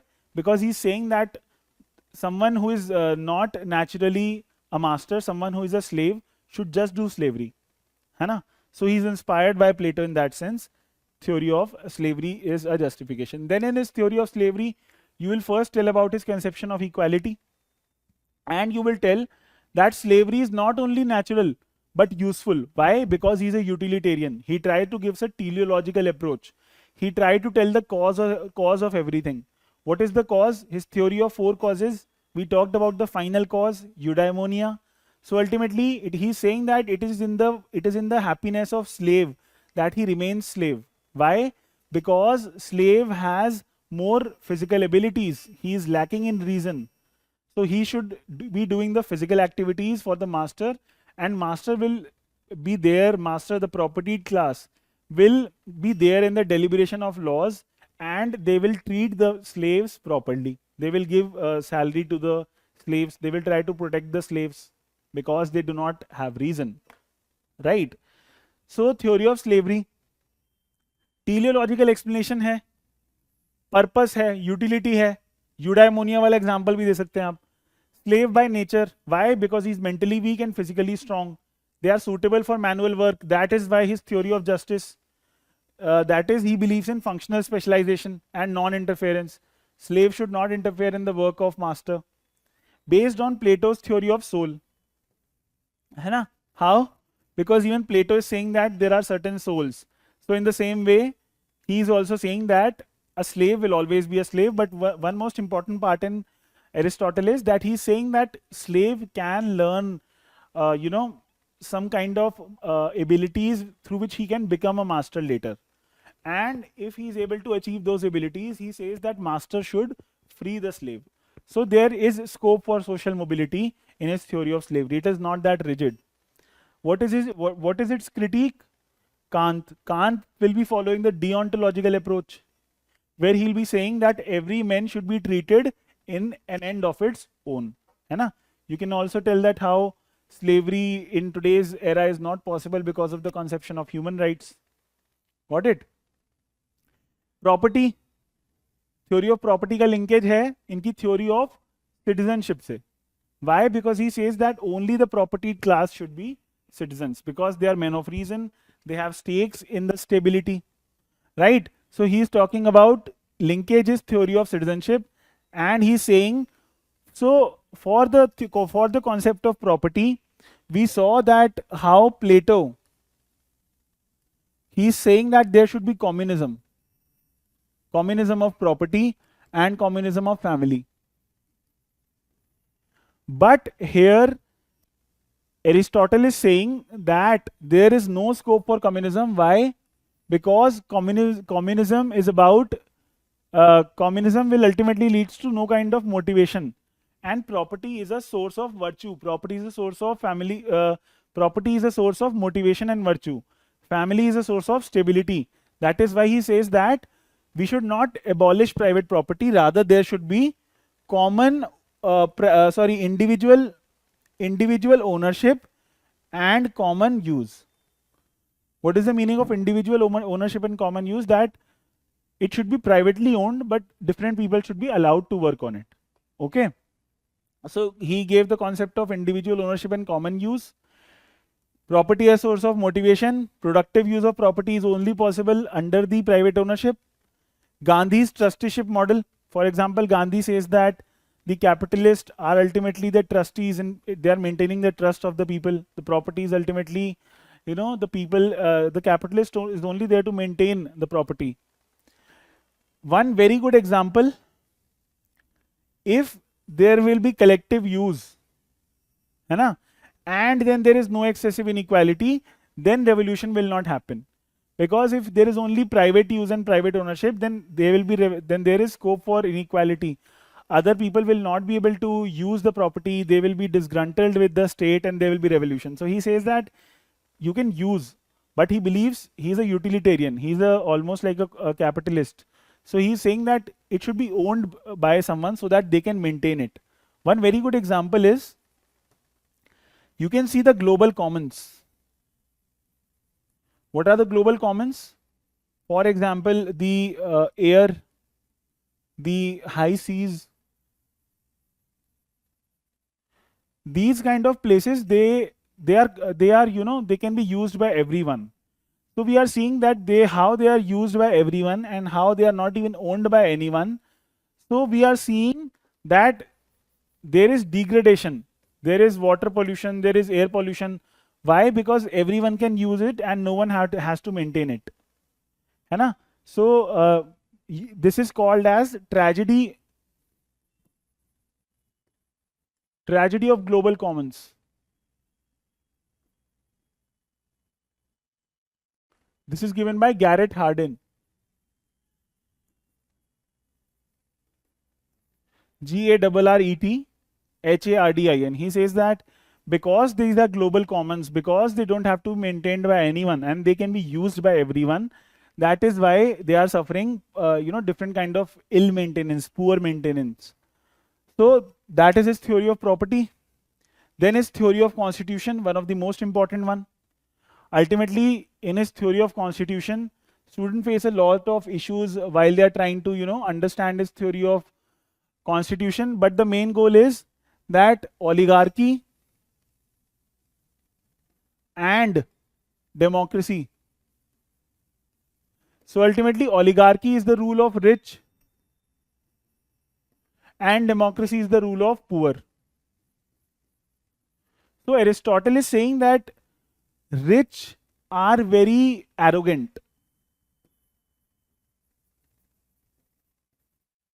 He is saying rich are very arrogant and poor are ignorant. Poor, they also lack, you know, different entrepreneurial kind of activities, entrepreneurial kind of spirit. So he's saying that when there will be rule of rich, whenever there will be oligarchy, the poor will be having a certain kind of jealousy and they will feel unequal, and this will lead to revolution.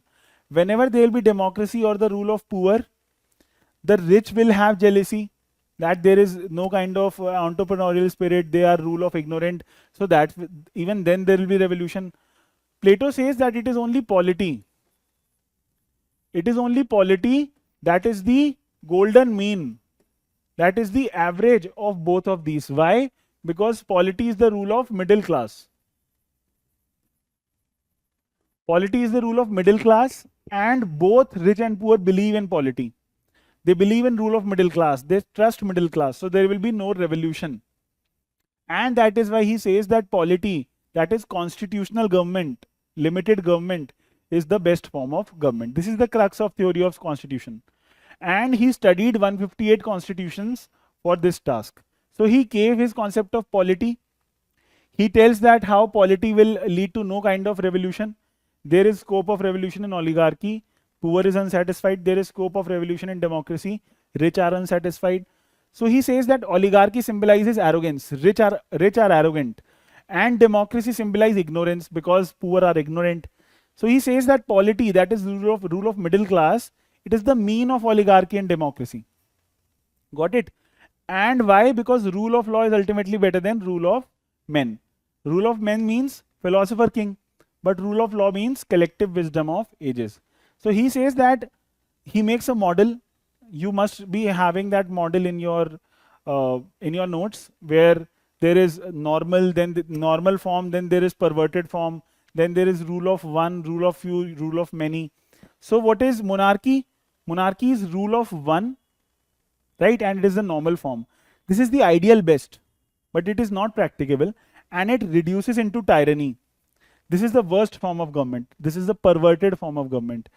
Then after, in the kind of tyranny, there will be a revolution and there will be rule of aristocracy. So he says that even aristocracy is good. Okay, aristocracy is where few people are ruling, but it will further get degraded into oligarchy. Oligarchy is the rule of rich, but they are arrogant. Okay, so then there will be a revolution and polity will happen, which is rule of middle classes, and then it has further dangers of degrading into democracy, which is ignorance and tyranny of majority. So he says that between this oligarchy and democracy, there is this one model of polity, which is the most optimal. Okay, and he says that democracy is possible when people are virtuous. So polity is the best form of government for him. Polity is constitutional government. This is best practicable. This is golden mean. This is golden mean. This is phronesis. This is practical wisdom. This is best practicable. Golden mean as golden rule. It is most stable. Why? Stability is a virtue for him. Why it is stable? Because it is rule of middle classes. The rich as well as the poor will be happy. Middle classes have a stake in stability. So his theory of property says that only men of property should be the citizen. है ना? They are not arrogant. They are both rich and poor. So both rich and poor trust the middle classes. Then because of this kind of feature, they act as a countervailing force. What do we mean by countervailing force? That in oligarchy, there is rule of rich, but rich are not disciplined. They are very arrogant, and they are not, they are not disciplined in nature. Then poor, they also lack discipline and they also lack enthusiasm. है ना? So ultimately, दोनों extreme form है. Oligarchy is also extreme. Democracy is also extreme. It is the polity which is in the mid. Okay. Then his theory of revolution. His theory of revolution is ultimately linked with his theory of equality and his theory of constitution. How a revolution will happen in oligarchy and democracy. How inequality will be a cause of revolution. So he says that equality is very important, right? Then what are the causes of inequality? He says that inequality will only be there when unequals will be treated equally. When a doctor and nurse are giving same salary, that is inequality. So he says that inequality can be real or even imagined. Even if someone is even if someone thinks that they are not being treated fairly as per their merit, if the principle of meritocratic society is broken, then people will feel deprived relatively, है ना? And both are kind of inequality, and inequality will lead to revolution. Inequality will lead to change. Then he gives certain kind of causes. For the causes of inequality, he breaks the causes into two parts. The first one is particular causes, and then there are general causes. Particular causes means that for every kind of system, he gives certain specific cause. For monarchy, there will be jealousy. Monarchy is rule of one, so the other rich people will be jealous. That's why they will create revolution. Aristocracy में conspiracy by the poor. Why? Because it is ruled by the rich, so the poor will not be happy. Democracy में the conspiracy will be by the rich, because democracy is the rule of poor. Then he gives certain general causes, which is there everywhere. That inequality is there, inflow of foreigner is there, passion for power and privileges is there, है ना? Then how to prevent the prevent the revolution? He says that we should try to induce discipline, duty, rule of law, very general points: obedience of law, civic virtue, inculcating patriotism. You can read this procedure established by law. There is nothing special as such in this. So these are his explanation for how to prevent the revolution. These are the causes, and this is that how even there is a perceived inequality that will lead to revolution. Then this very important topic where we do comparison between Plato and Aristotle. That what are the different overlaps, what are the different commonalities, and what are the differences between Plato. So first let's see that what are the commonalities. Both of them believe in inequality. Plato says that there are different souls. One soul is made of gold, which is dominating in courage. Then one soul is made of silver, which is dominating in the soul of gold will be the one which will be dominating in reason. The gold of silver will dominate in courage, and the soul of copper will dominate in appetite. So everyone is different. There is no equality, है ना? In the same way, even Aristotle in his concept of equality is saying that you cannot judge two unequals equally. So both believe in meritocratic society. Very important point.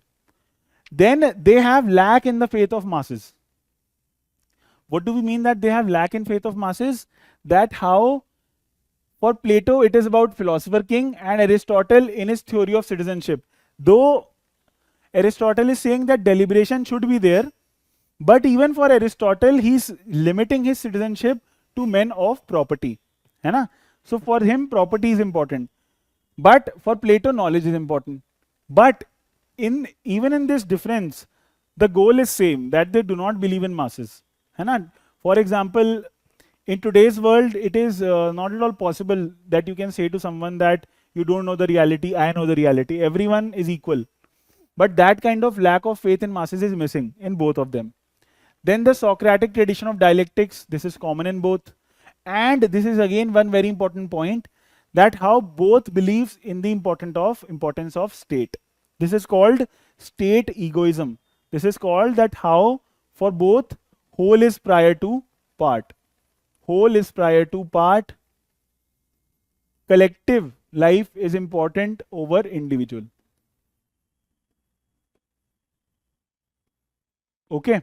Then there are also certain critiques. What are those critiques? You can read the quotes, but ultimately these are the quotes of Aristotle. He's saying that ruler has to be worldly wise. This means he should have common sense, and he's critiquing the philosopher king. Authority of statesman is different. We have studied this. Rule of law better than rule of man. Rule of man is philosopher king. Rule of law is laws made by deliberation, by the common people, by the citizens. Moderation rather than perfection is best way of life. So he's talking about practical wisdom. He's talking about golden mean. Law. This is very important. This is something unique. How for him law is the collective wisdom. Law is different from philosopher king. Philosopher king is about person, and law is about codified knowledge. Law is about codified reason. Law is outward manifestation of reason. So law is the outward manifestation of reason. It represents collective wisdom of ages. It is not about the one man's wisdom. It is about collective wisdom. Law is impersonal. In philosopher king, law is personal. It is given by the king himself. But here, it doesn't belong to any one person. And he believes in procedure established by law, whereas Plato believes in due process of law. So this part is important. Again, the only way is that you read these slides repetitively. And when you will read it 10 times, it will get imbibed in you. You will have to write it every morning. And how you have to write it, you just have to remember these yellow subheadings. Try to remember them and अंदर वाले point बार बार revise करते रहिए. Now this is one of the the structure for the difference between Plato and Aristotle. Plato is an idealist. He's a utopian, and he's pragmatist. He believed in moderation. He believes in the rule of knowledge. He believes in common sense. He says that common man deliberating can make better laws than the philosopher king. Then in Plato, there is concept of philosopher king, whereas here there will be importance on law, which is collective wisdom, that is polity. Reality is the shadow of ideas. This is their ontology. What is the ontology? That reality is shadow of ideas. Philosophy is dominating in Plato. But for Aristotle, idea and matter both are real. Both are real. This is based on golden mean. This is based on phronesis. Right? Then he goes for communism of family and property for guardian classes. We read about his theory of communism. But he is going for individual ownership and common use. So we have just revised Aristotle and Plato both.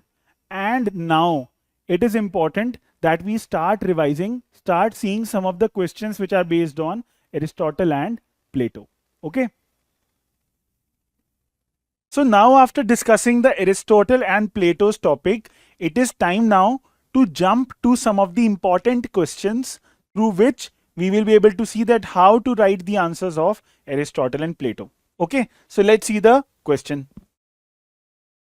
The first question is, comment on the state is individual writ large. Okay. So state is individual writ large. This is a statement given by Plato, and we have to make a comment on it. Okay.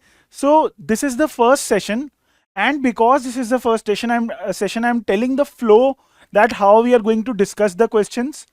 Firstly, for every kind of question, we will go to a brainstorming board. I will open a specific board where we will try to brainstorm all the ideas that are coming for this topic in our mind, right?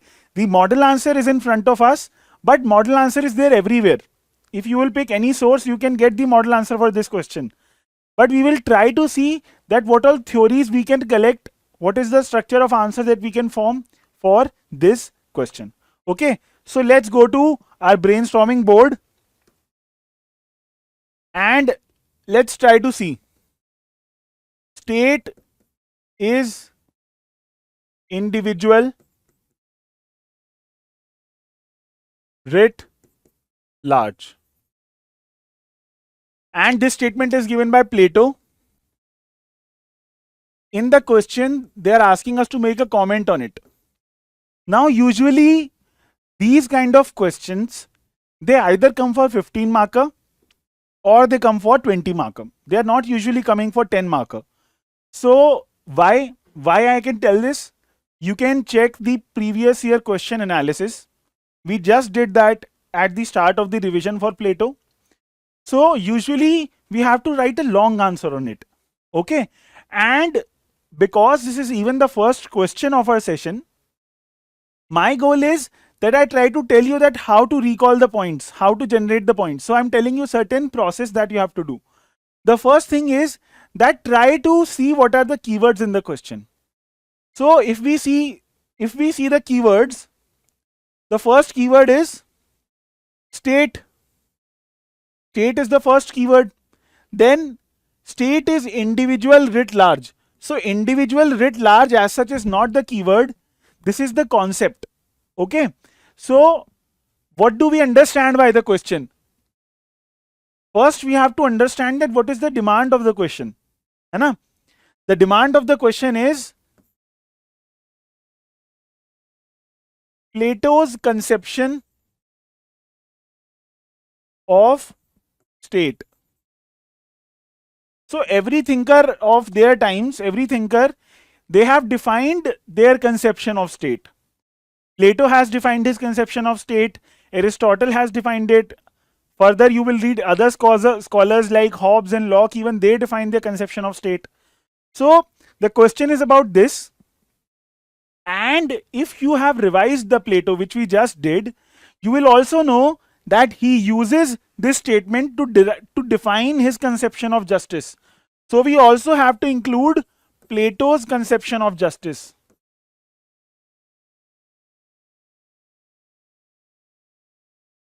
We also have to include his conception of justice, right? So the first thing is explicitly mentioned in the question. But how will you make out that you have to do the second thing? After only revising the topic. And after you will revise the topic, you will understand that even this is required. Right? Now, after getting this demand, you should always, whenever you see a question, you should try to write that what is the demand of the question on the above of the question when you're practicing answer writing. Now, let's try to make the flow of the answer.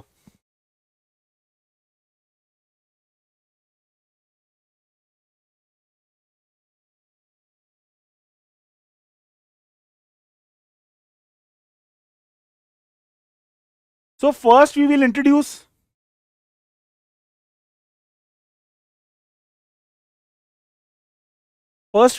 the topic.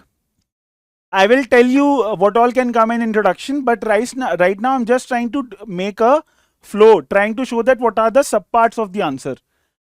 We will talk about how to introduce, but first will be the introduction. Then we will talk about that state is individual writ large. है ना? What is the origin? What is the meaning?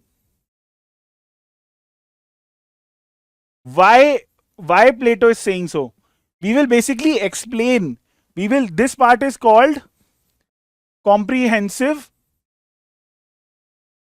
explanation.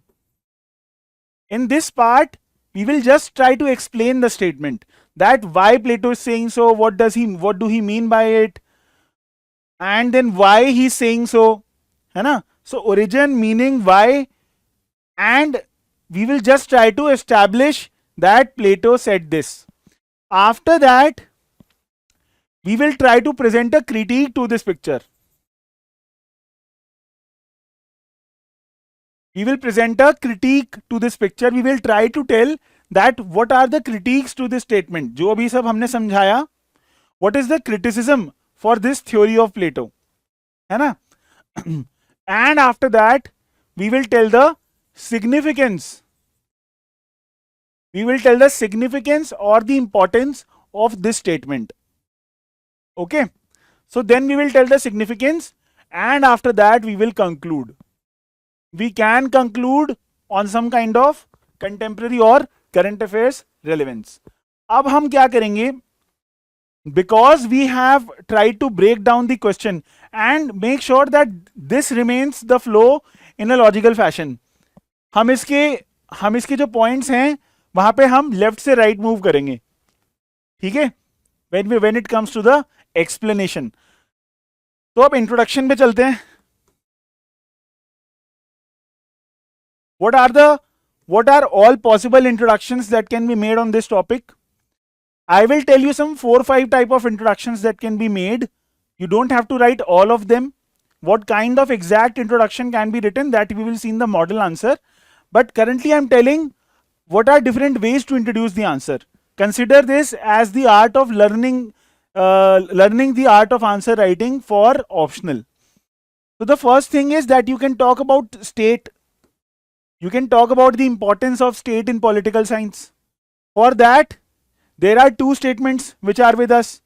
Any of the basic notes, if you will read, those 2 statements are, you can make notes out of this, that how political science begins and ends with the study of state. Begins and ends. Political science begins and ends with the study of state. This statement is given by Barker. Then we see that how political science is said to be the study of state in past, present and future. This statement is given by Gettel. So you have to tell the importance of state. Because question is essentially on the state is individual writ large. Ultimately the meaning of this statement is that state is the summation of individuals. State is comprised of the individuals and the quality of state, because the ultimate goal of Plato was to make an ideal state. So the primary nature of state, that what is the quality of state, will ultimately depend on the character of the people. So if you want to make a great state, you have to go for doing justice to the people. That's why Plato says that to do justice at the level of state, you must also attain justice at the level of individuals. We will see that. For now we are talking about introduction. Then the second way to introduce is that you introduce Plato. You tell that how Plato was trying to achieve ideal state. Why he was trying to achieve an ideal state? Because Athens was in a war with Sparta, and there was a Peloponnesian War. There was a war called Peloponnesian War that was going on between Athens and Sparta, and he wanted to make Athens an ideal state. And that is why he said that state is individual writ large. That is, state is made up with the nature of the state will reflect the nature of the or the quality of the people in it, and quality of citizens in it. So you can tell this. What you can tell? What else you can tell? You can tell that how Plato is the father of political philosophy. ये तो standard introduction है ही, है ना? So ultimately there are 2 things in the question, Plato and state. We will have to start by this. And while you're talking about state, you can tell that how it has been the endeavor in political science to achieve the ideal state, and Plato wanted to achieve his ideal state, and that is why he gave the mantra of state is individual writ large in his book. What is the name of his book? Republic. Subtitle is Concerning Justice.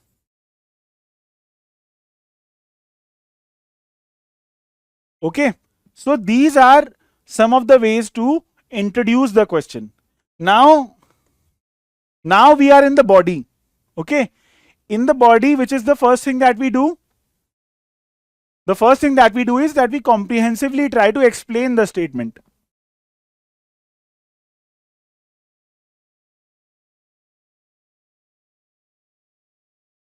Now, what is the way to make comprehensive explanation? For that, I am taking you back to the mini notes that we made. What you have to do is that through these notes, you have to try to see that how you can connect this statement to his different theories. Let's try to do that. So objective, he wants to make an ideal state. So objective को हम include करेंगे. That it was his objective to achieve an ideal state, and that is why he's saying state is individual writ large. Influence हम include करेंगे क्या? यहां पे हमें अभी तक तो कुछ इन्फ्लुएंस का नहीं दिख रहा. कंटेक्स्ट हम करेंगे, है ना. Then his theory of idea.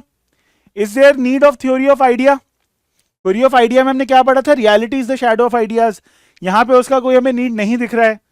Theory of soul बिल्कुल करेंगे, very important theory. Why? Because he is emphasising that we need to ensure that every individual is doing their own work. So briefly we will indeed touch upon his theory of soul. Theory of justice बिल्कुल करेंगे. Why? Because ultimately in his theory of justice itself he says that state is individual writ large, and for that we have to achieve functional specialization, non-interference and temperance. Right? So theory of justice बिल्कुल करेंगे. क्या उसके features भी करेंगे? अभी तक हमें नहीं लग रहा कि हम फीचर्स करेंगे, पर ये वाला पार्ट हमें बिल्कुल इंक्लूड करना पड़ेगा. Theory of education, yes. Why? See, theory of education is not asked in the question, but we will indeed make a reference to it. Why? Because when he's saying state is individual writ large, we will try to show that how he gave his theory of education to achieve perfection for the individuals, है ना. Then only state will become strong. So state theory of education का reference लाएंगे हम. Then theory of communism का reference लाएंगे. बिल्कुल exact demand में नहीं है ना. थ्योरी ऑफ कम्युनिज्म यूजुअली अगर कनेक्ट करना है तो हम किससे करेंगे? फिलोसोफर किंग से करेंगे. थ्योरी ऑफ आइडियल स्टेट से करेंगे. बट अभी इंडिविजुअल वाले में इसका रेफरेंस हमें नहीं दिख रहा. थ्योरी ऑफ फिलोसोफर किंग नहीं. व्यूज ऑन डेमोक्रेसी नहीं. So what we try to do was that we try to recollect that what all knowledge will come here, है ना. So the first knowledge is that how he want to achieve ideal state,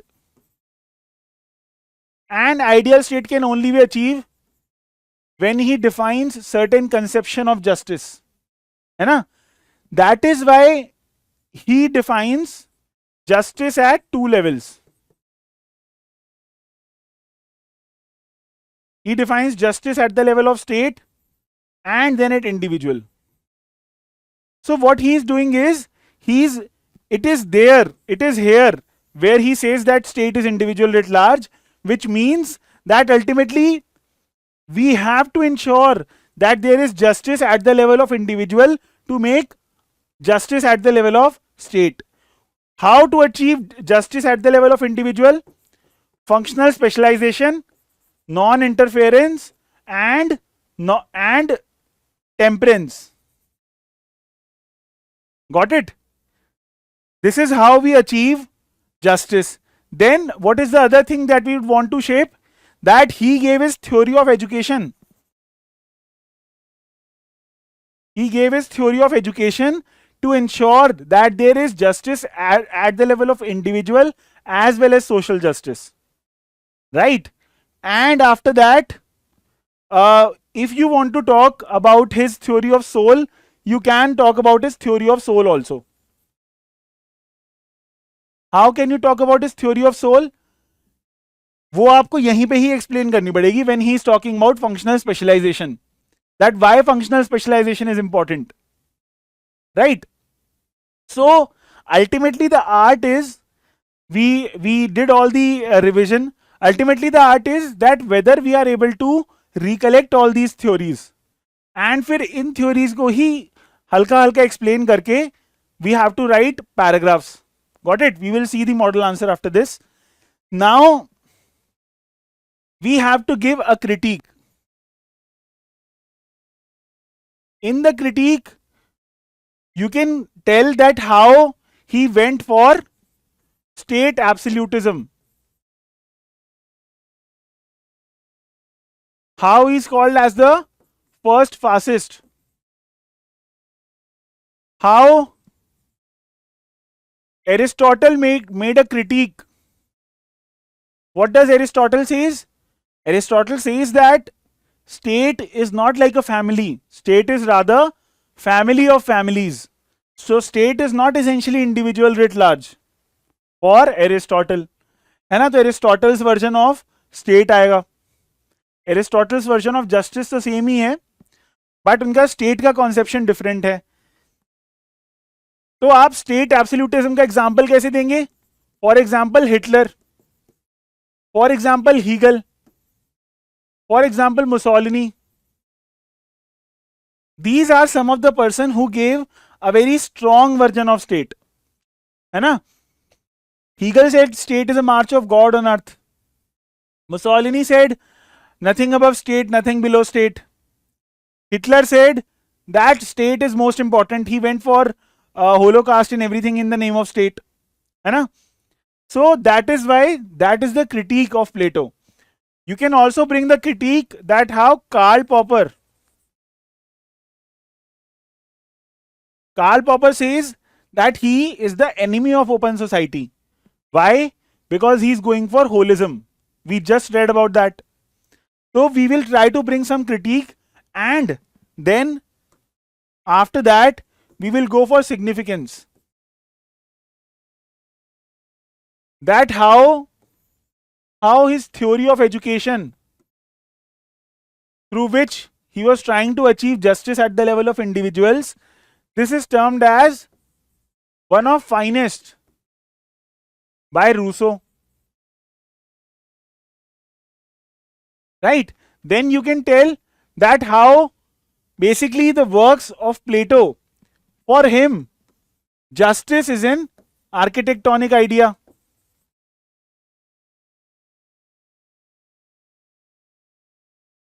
How Plato laid the foundation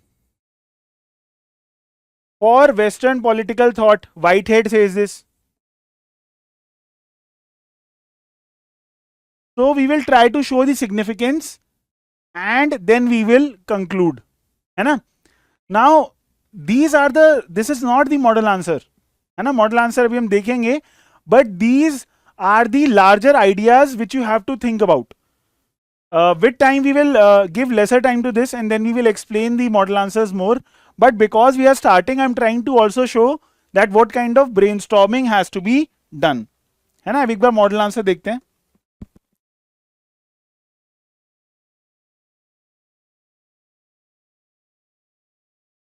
So state is individual writ large. So in our solution, we are starting with that how Plato is regarded as the father of political philosophy. One of the ways we can start, we discussed that. Then he has works where he is trying to achieve the nature of ideal state. Again, ultimately his goal is for ideal state only. His notion of the state is individual writ large. This encapsulates his perspective on the relationship between the individual and the larger political entity, that is the state. This means that ultimately Plato is saying that state and citizens, there is a relationship between them, and how state is the aggregate of citizens. That is the meaning of relationship between citizens and the state. According to Plato, the state is a macrocosm of the individual. It is the aggregation of individual, reflecting its character, virtues and flaws. So if there are certain flaws in the citizens, even the state will reflect those flaws. And that is why he is going for his theory of education, where state is a pedagogic institution, right? If the state is in capital letters, the individual is in small letters. This means that the nature of state will depend on the character of the individuals. Thus, to him, state is simply the collective embodiment of the individual souls of the citizen. In other words, state is the sum of individual parts. So you are, in this paragraph, you are just explaining the meaning of the statement. Okay? And each individual citizen is a small part of the whole larger whole. The notion is also an extension of Plato's theory of soul. Now this is the part you should look at. That how, if there is a question on his theory of the state is individual writ large, we are also connecting it with the theory of soul. We will also connect it with the theory of education, है ना? Which can be applied. So in this paragraph, you will see that I will not read it. You can just read it on your own. We will also provide you this model answer in PDF format. how he just explains his theory of soul, that ultimately there are men of copper, there are men of silver, there are men of gold, and when there will be functional specialization, non-interference, and temperance, and everyone will be doing one work, one duty, है ना, तब there will be justice. So even this is an is an explanation of this only, है ना. अभी भी we are just doing explanation, so you can read it. Then we comes to the next paragraph, where thus for Plato, the principles governing the life of an individual, that is ethics, and principles governing the state, that is politics, cannot be different from each other. What is the meaning of this? The meaning is that in personal sphere we have certain kind of justice. So the personal kind of sphere is usually derived by ethics, है ना. Ethics are meant for our personal life, and the rule of politics are meant for the public life. For Plato, ethics and politics, there is no difference between them. Ethics and politics are same for Plato. Got it? This is the meaning. So अगर ये दोबारा statement आप पढ़ेंगे, that's what this statement is saying, that for Plato, ethics and politics are same. Why? Because state is individual writ large. Right? That is the meaning of that. The idea of good life and good political life cannot be separate from each other. So again, just the idea is that personal and political are not different. Okay. Now, however, the overemphasis of the state. So अभी ये critique शुरू हो जाएगा. You can and should do a paragraph change from here. ठीक है? From here you will shift the paragraph and you will make a critique that how overemphasis on the state. Overemphasis on the state means state absolutism potentially neglects the rights, autonomy, and agency of the individual citizens. The classification of individual is also discriminatory. Why? Ultimately, his theory of soul is discriminatory, right? In today's era, we are living in an era of human right. We are living in an era where you cannot differentiate between the white and black, between a Brahmin and a Dalit, right? So this kind of discrimination on the basis of souls, this is very arbitrary, and it cannot be existed in today's world.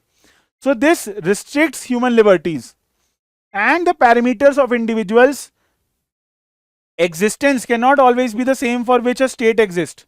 इसके लिए भी example दे रहे हैं. For example, the state may pursue war for its national interest, however individual cannot. What does this mean?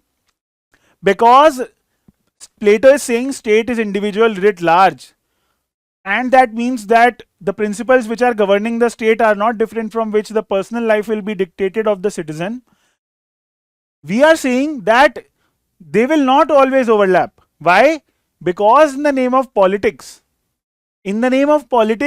we can even fight a war, but at the personal level it will never be ethical to do violence. It will never be ethical to do violence, because that will lead to chaos in society. What example can you give here? You can give the example of Machiavelli. Why? Machiavelli talks about dual ethics. He talks about situation specific ethics. You must have not revised Machiavelli so far, but आपने syllabus तो एक बार पढ़ा ही है. That's why you can even give the example of that how Machiavelli made difference between the personal and the political. Now you have come to that part where you will give the significance of Plato's work. So वापस से यहाँ पे you will tell the good stuff. You can also tell the critique given by Popper, है ना? Popper's critique is a very standard critique, and it is a very good critique. Okay, so you can give that. Then in modern times, the world has seen this Platonic argument being executed again and again, so much so that will of the people has become the saluting argument in support of the model of the state.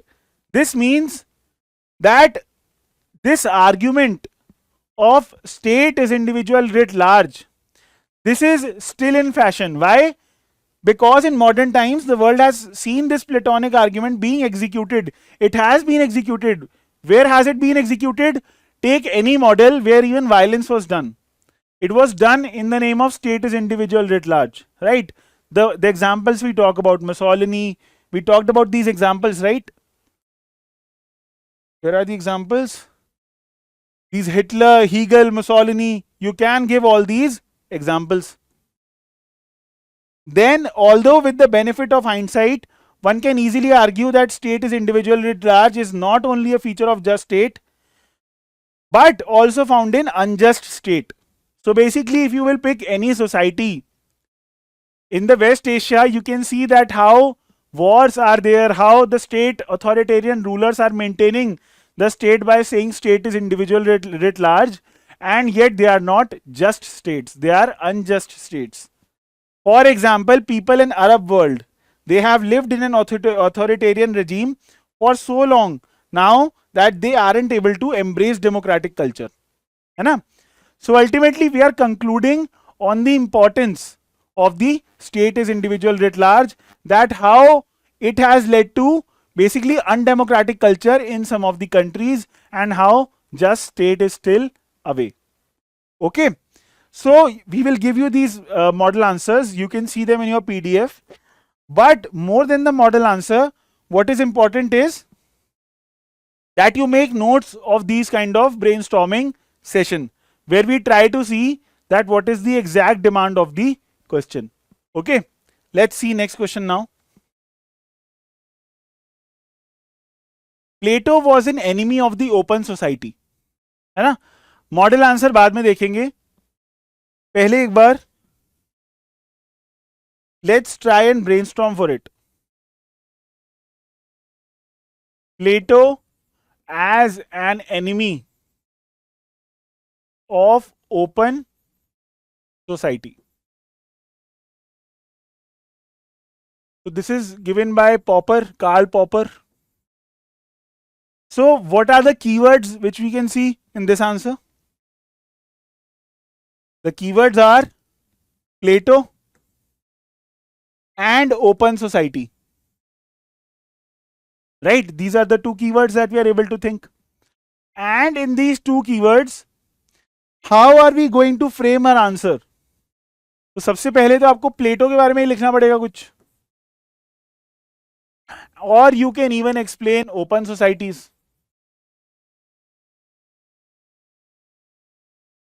And what is the meaning of enemy of open society? We will have to tell that. So now let's try to see and make a flow out of it.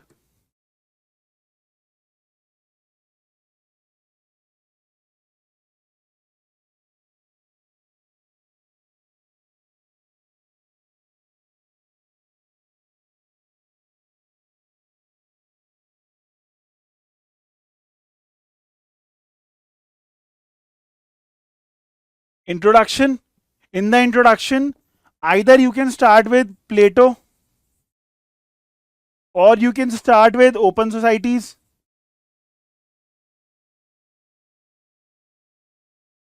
or you can start with Karl Popper. These are the three ideas. You can pick any one of them and you can start your question with them. Don't explain all of it. Just pick one. Then you have to then in the first part of the body, you have to comprehensively explain. You have to explain this statement. है ना? यहाँ पे हमें वापस से प्लेटो की society के features बताने होंगे.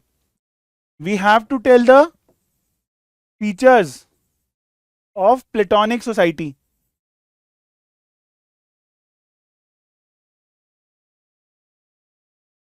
राइट. प्लेटोनिक सोसाइटी के फीचर्स बताएंगे, एंड उस फीचर में ये चीज रिफ्लेक्ट होनी चाहिए that how ultimately that society was a closed और एन एब्सोल्यूटिस्ट सोसाइटी. ठीक है. फिर उसके बाद we will have to tell that how Karl Popper is telling it. Karl Popper कुछ कीवर्ड्स यूज कर रहे होंगे, कुछ क्रिटिक दे रहे होंगे इस चीज का. We have to tell the features of Karl Popper's critique, and then we have to write an antithesis to this statement, that is the critique. We have to write a critique to this statement, that why this critique by Karl Popper, that how this society, how Plato was an enemy of open societies is not right. So we will give an antithesis and then we will conclude. Okay, this is the larger flow for this question. Okay, it is a very, very important question. It has come multiple times in UPSC and it can be used in different topics. This statement, enemy of open societies, Karl Popper is using it for a lot of thinkers. You can use it in Hobbes as well. You can use it in topic of fascism. And you can use it even in Hannah Arendt's theory. Whenever you will be studying Hannah Arendt, you can even use it there. Got it? अब introduction देखते हैं, introduction में क्या आ सकता है.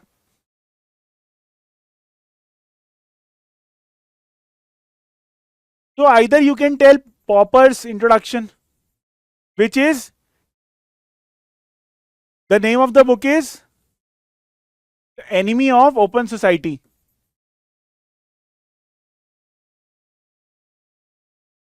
This is the name of his book. And you can tell that how Karl Popper belongs to the liberal school. He believes in individualism.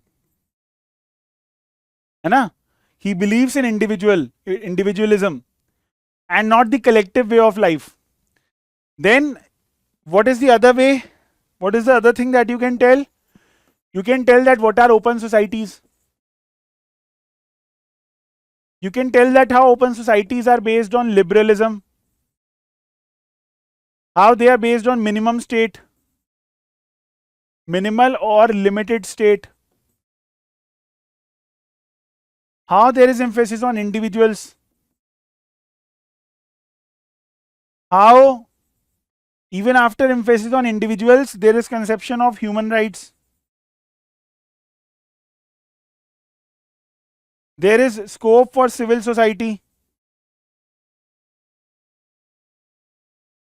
There is equality of opportunity. There is no discrimination.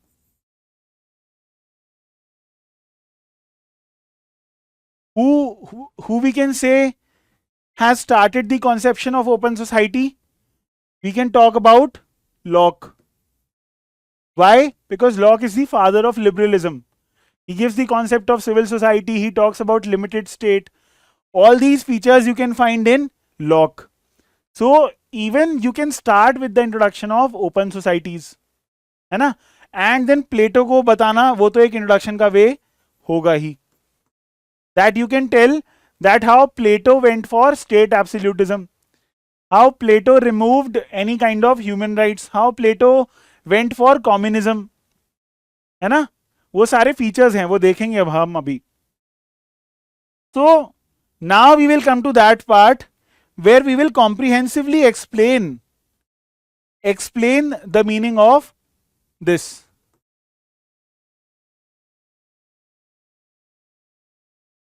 So here you will have to lay down all the works of Plato which establishes that how he believes in a society which is not open in nature.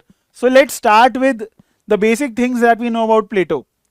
The first thing is his theory of soul. So how his theory of soul, how his theory of the concept of myth of matters,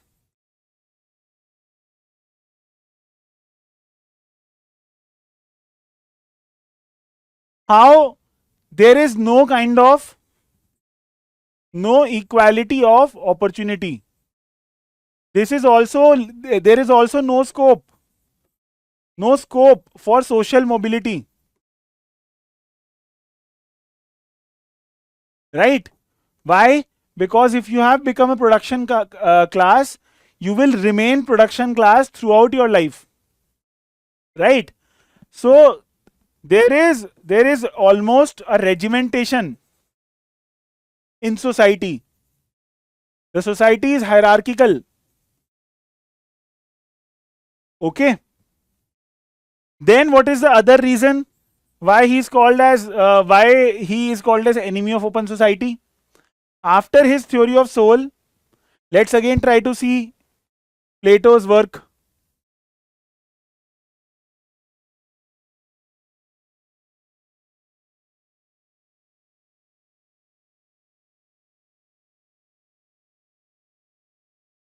So his theory of soul, this is the first one, which shows that he doesn't believe in open society.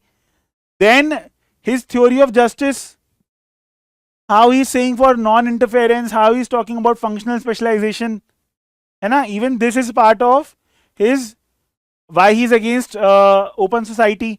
Then his theory of education, that how only the one who are most knowledgeable will become the philosopher king. So even his theory of knowledge, theory of education, they are believing in meritocratic society.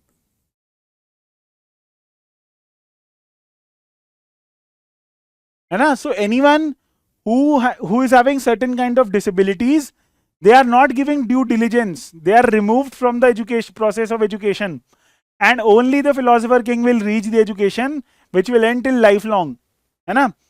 Then और क्या देख रहे हैं हम? His theory of communism. This is the most important one when it comes to that how Plato was an enemy of open society. Why? He gives for his theory of communism. And two types of communism: family and property. Both the conception of communism ultimately restrains the personal, restrains the individual life. Then he goes for collective is prior to state. What is the meaning of this? He says that state is individual writ large. So ultimately he is giving for a conception where state is more important, where state is natural. So for him, individual is not important. Individual centric नहीं है इनकी society, है ना? He will have to give up the family, he will have to give up the property. Then ultimately theory of philosopher king, क्या इसको हम relate कर सकते हैं? That how there is no kind of open society. तो यहाँ पे उतना कोई relation नहीं है, तो इसको हम नहीं लाएंगे. Then his views on democracy, very important. How he was an anti-democrat. How he was a anti-democrat.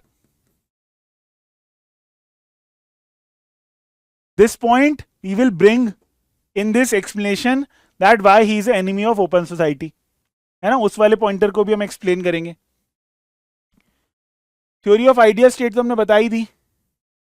So now after all this, so here we have shared that what are the features of Platonic work that made him as the enemy of open society. After this we will come that what is Karl Popper ultimately saying. We will ultimately tell that what is Karl Popper's. Basically Karl Popper must be explaining certain kind of terms, right, to tell that why Plato is the enemy of open society. So he tells that how Platonic work is essentialist in nature. What is the meaning of essentialist? We learnt that here. Essentialism means that ideas are divorced from reality, right? So he goes for essentialism. Then Karl Popper says that Plato goes for holism. That is, whole is prior to part for Plato, right?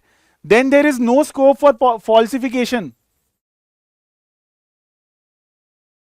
This means that ultimately Plato is saying that whatever philosopher king is saying is the absolute truth, and you cannot falsify. There can be no wrong that can be done by the philosopher king, है ना? उसके लिए what we should try to do is we should try to use the quotes given by Plato. For example, Plato says practitioner of medicine should not be limited by the book of medicine. So we can use this quote that how there is no scope for falsification. Then you should tell that how Popper says that Plato is going for wholesale social engineering. He is trying to rechange the whole society in one go, whole in a wholesale way, है ना? So wholesale social engineering कर रहे हैं. He is going for holism, he is going for essentialism, and there is no scope for falsification. There is one thing which is left, that how Plato is also committing the crime of historicism. What is historicism? It means ideological use of history. So these are the 5 major critiques given by Popper when he talks about that why Platonic work is an enemy of open society. है ना? We will explain in one line all of this, right? And then after this we will tell an antithesis. What is the antithesis? Where we will tell that how actually it is not true that Plato is enemy of open society. For this you can remember some works. The major works are by Levinson. Levinson की book का नाम है in defence of Plato.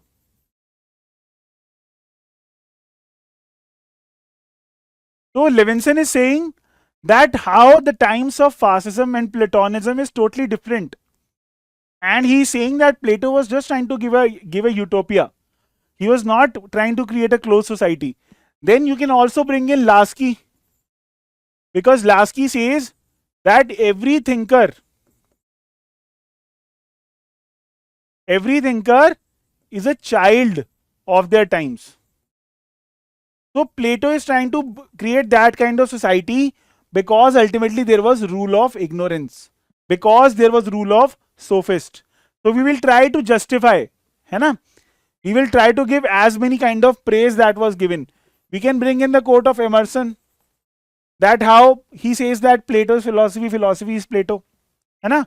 And then we will conclude on the lines of importance of Plato, that how Plato's work remains important, है ना? You can also give what is the kind of contemporary relevance which you can give.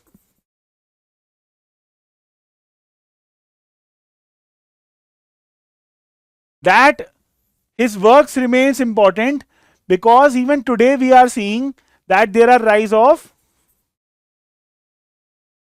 closed societies. Where are we seeing these closed societies? You take the example of Russia, you take the example of China, North Korea, है ना? What are we seeing in these societies? That they are trying to implement a version which Plato was trying to implement. Putin, Xi Jinping, all these rulers are emerging as modern philosopher kings. They are trying to dictate the whole society. So we can show that what is the relevance of Plato's work, है ना? We can show that how they, for example, if you talk about Xi Jinping, he has given Xi Jinping thought. He has given Xi Jinping thought. So this is like that. This is almost like a philosopher king, है ना? So you can show the importance of Plato's work regardless of his critic. Okay. Now we can give a look to the model answer.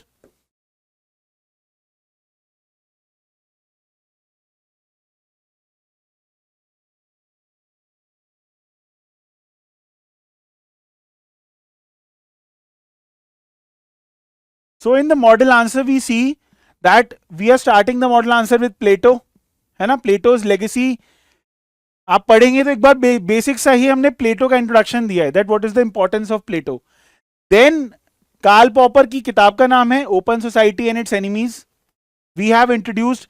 Then he starts, then the answer is talking about what are the major critiques, why he is criticizing the philosopher king, why he is criticizing his theory of education, his theory of soul. उसको आप explain करेंगे. The answer will be there with you, है ना, आप पढ़ सकते हैं इसको. I will not read it. We will give you the model answers in the PDF format. Then these are the defense. Similarly, Albert Winspear, he calls Plato's Republic a blueprint of authoritarianism. तो ये भी एक critic ही है ना. Levinson का defence है. Levinson is trying to defend Plato's work.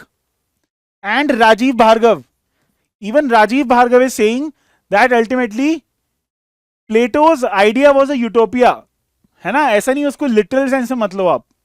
So Rajiv Bhargava argues that Popper misreads Plato. His formulation was deployed to defend the liberal political values is motivated by partisan ideological consideration. So basically he is saying that Popper's argument are biased, है ना. Then thus it was not Plato at the fault, but those who were using his ideas to justify.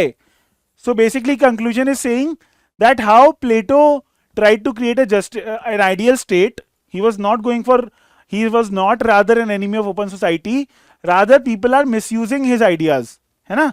And misusing में Plato's intention was right, but his idealistic methods created potent mixture.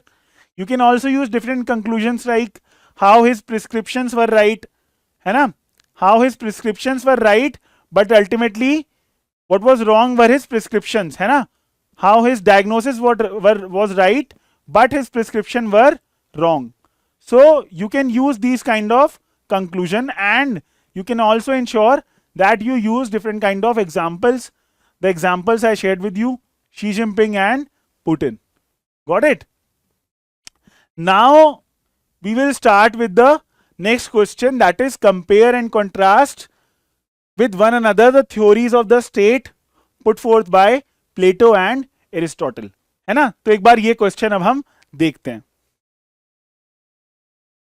So the question is saying that we have to compare and contrast with one another the theories of the state put forth by Plato and Aristotle, and then we have to highlight the implications of the differences for the understanding in the Western political thought.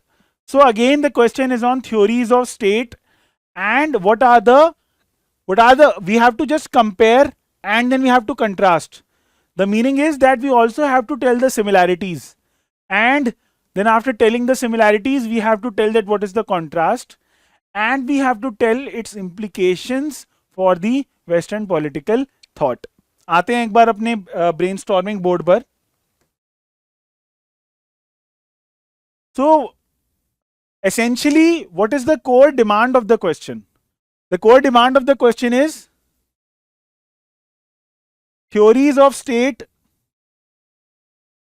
given by Plato and Aristotle, and we have to do a comparison. We have to compare and contrast. This means that we have to tell certain similarities, then we have to tell certain kind of contrasts, right, and then we have to tell the significance of this. So if we try to form the flow of the answer, first we will have to introduce, right, then we have to tell the similarities in their conception of state,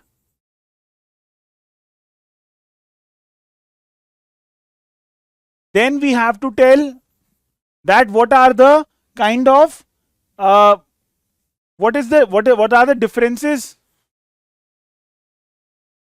in their conception of state,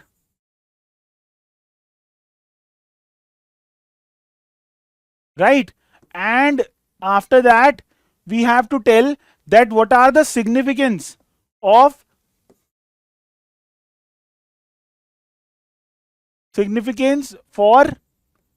Western political thought, है ना. जो ये दो conception है इनके क्या significance है, and after that we will conclude. Maybe here again we will tell that what is the contemporary relevance in the current era. So current affairs से थोड़ा mix कर सकते हैं यहाँ पे.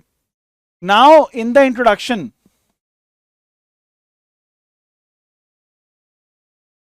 either you can start from Plato and Aristotle. What you can tell? You can tell the importance of Plato, like how Aristotle and Plato, they forms the basic foundation of Western political thought. You can start with the quote of Whitehead. He says that how the whole Western political thought, it is nothing but the footnotes of Plato and Aristotle. Right? That is what we can say for Plato and Aristotle. Then you can start the conception of state. You can tell the same definitions, that how political science begins and ends. Begins and ends with state. And then you can also tell that how political science is nothing but the study of state in past, present and future. Then the second thing that you can tell is, you can tell that how every political thinker has given their own sui generis conception of state. You can tell that how social contract theorists give certain kind of conception of the state. Then there are certain scholars who says that state is natural, है ना. तो ultimately या तो प्लेटो या Aristotle दोनों के combination से start कर सकते हैं, आइदर और we can start from the conception of state. After that we have to first tell the similarities in the conception of state. तो similarities क्या क्या हैं? Similarities is both believe that man is a political animal. What do we mean by man is a political animal? That ultimately state is natural. They believe that it is not possible to live without state. So unlike social contract theorist क्या बोलते हैं कि state is not natural, we create the state. They say that state is natural. Then in their theories of state, their conception of justice is also same. Their conception of justice is based on functional specialization and non-interference. What is the example you can give? You can give his example of theory of education, है ना, for Plato, and for Aristotle you can give the example of his theory of slavery. So they both are justifying inequality. For them inequality is natural, है ना. Inequality is natural. They both believe in meritocratic society. They do not believe in any kind of society where everyone is equal. They say that some people are more equal, है ना. Theory of soul of Plato and theory of equality of Aristotle, right? और हम क्या commonalities देखते हैं? For both of them, collective is prior to part. What is the meaning of collective is prior to part? That they both believe in holism. For both of them, the collective life is more important, है ना. The state is more important rather than the citizens. In both of the ideal states of Aristotle and Plato, there are no human rights in both the ideal state of Aristotle and Plato. So these, if you will just pause the video and you will try to see, these are all the major ideas when it comes to the similarities in the ideal state of Plato and Aristotle. and you have to start in a logical fashion. We started from this one. Start in this flow, because this is the natural flow. That how for both man is a political animal, or how both the state is natural. State is natural means that no one created state. Without state, there is no collective living being. So these are the similarities. Now we have to contrast. Now we have to contrast the conception of ideal state for Plato and Aristotle. तो contrast में क्या क्या points आप सोच पाते हैं?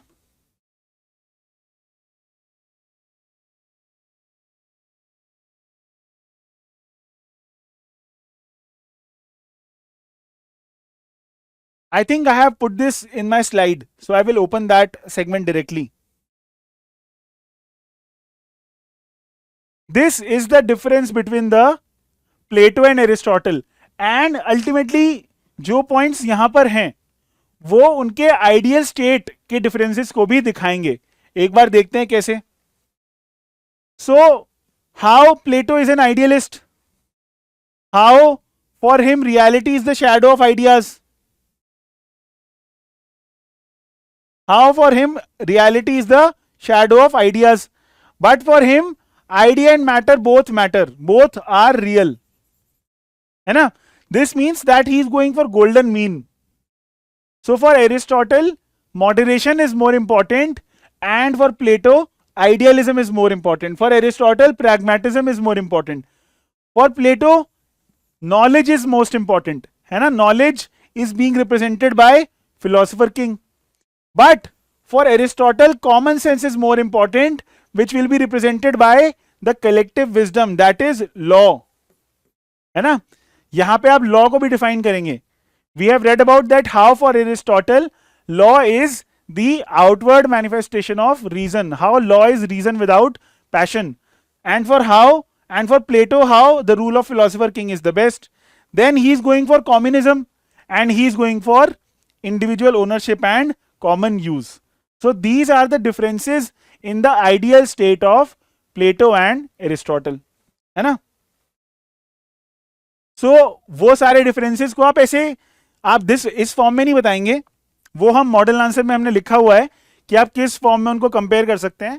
But just for our convenience, आपको अगर पॉइंट्स याद करने हो तो अपने नोट्स में आप उसी फॉर्मेट में लिख सकते हैं.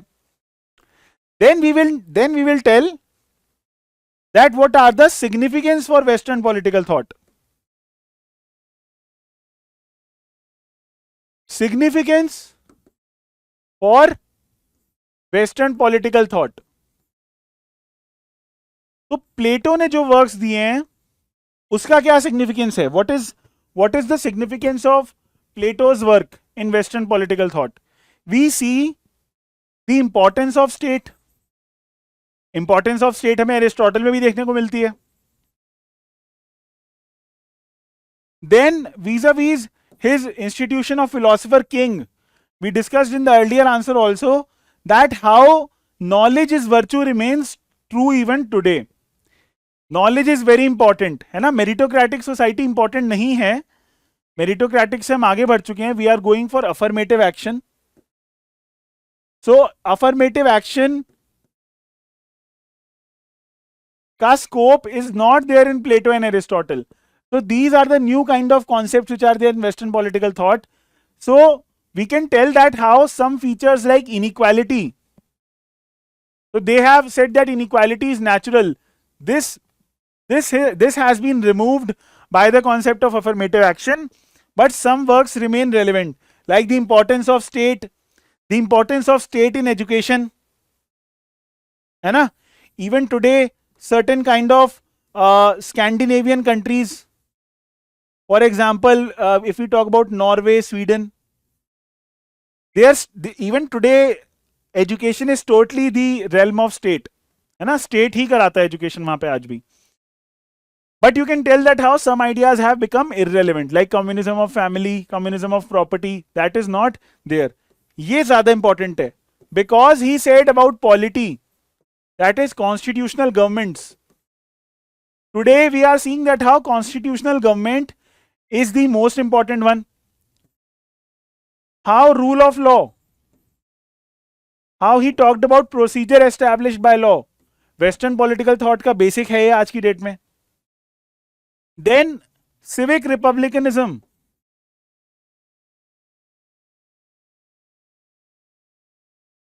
डेलिबरेटिव डेमोक्रेसी, उनका भी फाउंडेशन है ये. तो try to relate to different concepts which Aristotle and Plato gave and what is their significance in today's world, है ना. we are seeing that how civic republicanism is there, how rule of law is there because he was giving emphasis on procedure established by law, how constitutional government, limited government was there, है ना. And आपको कुछ ideas को criticise भी करना है दोनों के, which have become irrelevant.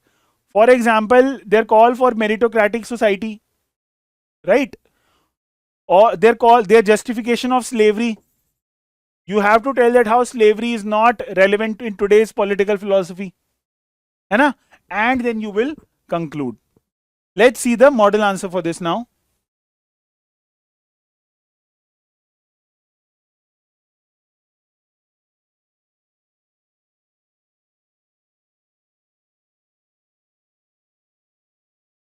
So I will not dictate the whole model answer. The model answer will be there with your PDF.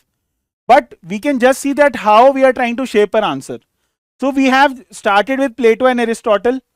We are giving a general introduction that how they form the basic of Western political thought, how they both belong to Socratic tradition. Then in one paragraph, we are talking about Plato. We are telling about his basics, which we just discussed. Then in another paragraph, we are talking about Aristotle and we are giving the basics of Aristotle, है ना, जो भी हमने features discuss किए. Then we keep comparing one paragraph Plato, then one paragraph Aristotle, one paragraph Plato, one paragraph Aristotle, and the same features which we talked about they are in the answer. कुछ अलग नहीं है answer में, just आप language पढ़िएगा, ठीक है ना. आपको इसी लैंग्वेज में आंसर को लिखना है.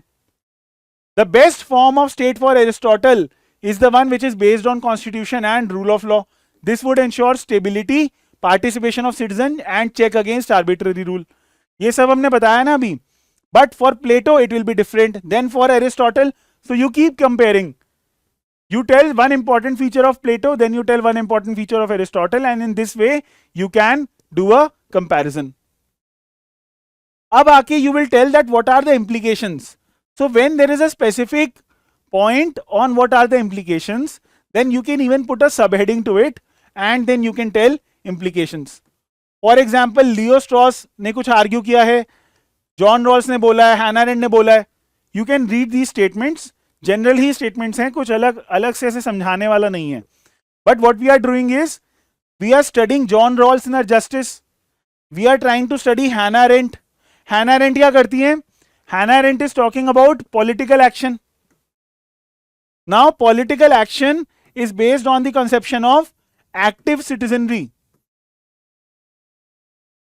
which is derived from Aristotle's work, है ना. जॉन रॉल्स जस्टिस की बात कर रहे हैं, तो वो जस्टिस अल्टीमेटली प्लेटो से ही शुरू हुआ था, ठीक है. तो ये हमने इम्प्लीकेशंस बताए, इंपॉर्टेंस बताया, जो हमने डिस्कस किया था वो भी आएगा, and then we will conclude. Okay, conclusion में हम बिल्कुल सा सिंपल ही बात लिख रहे हैं. Differences between Plato and Aristotle provides a comprehensive view. They both are important to study the state holistically. They shaped the entire Western political thought, as said by Whitehead, that Western political thought is nothing but the footnotes to Plato and Aristotle. So, ये model answer पढ़िए, and model answer के साथ साथ जो हमने brainstorming किया है, वो तरह का ब्रेनस्टॉर्मिंग अपने को हर टॉपिक पे करना है. Explain the Aristotelian view of politics. Now again, in this kind of question that we have to tell Aristotelian view of politics, to what extent do you think his contribution he has contributed to modern day constitutional democracies? देखते हैं इसको एक बार.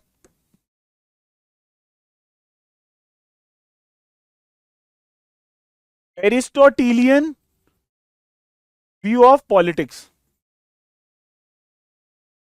You just have to tell all the basic features of Aristotle, कुछ अलग नहीं है यहां पर, है ना। क्या क्या बताना है, सबसे पहले इनकी नाइकोमेथियन एथिक्स से try to tell that for him the final cause is ultimately eudaimonia, so ultimately happiness.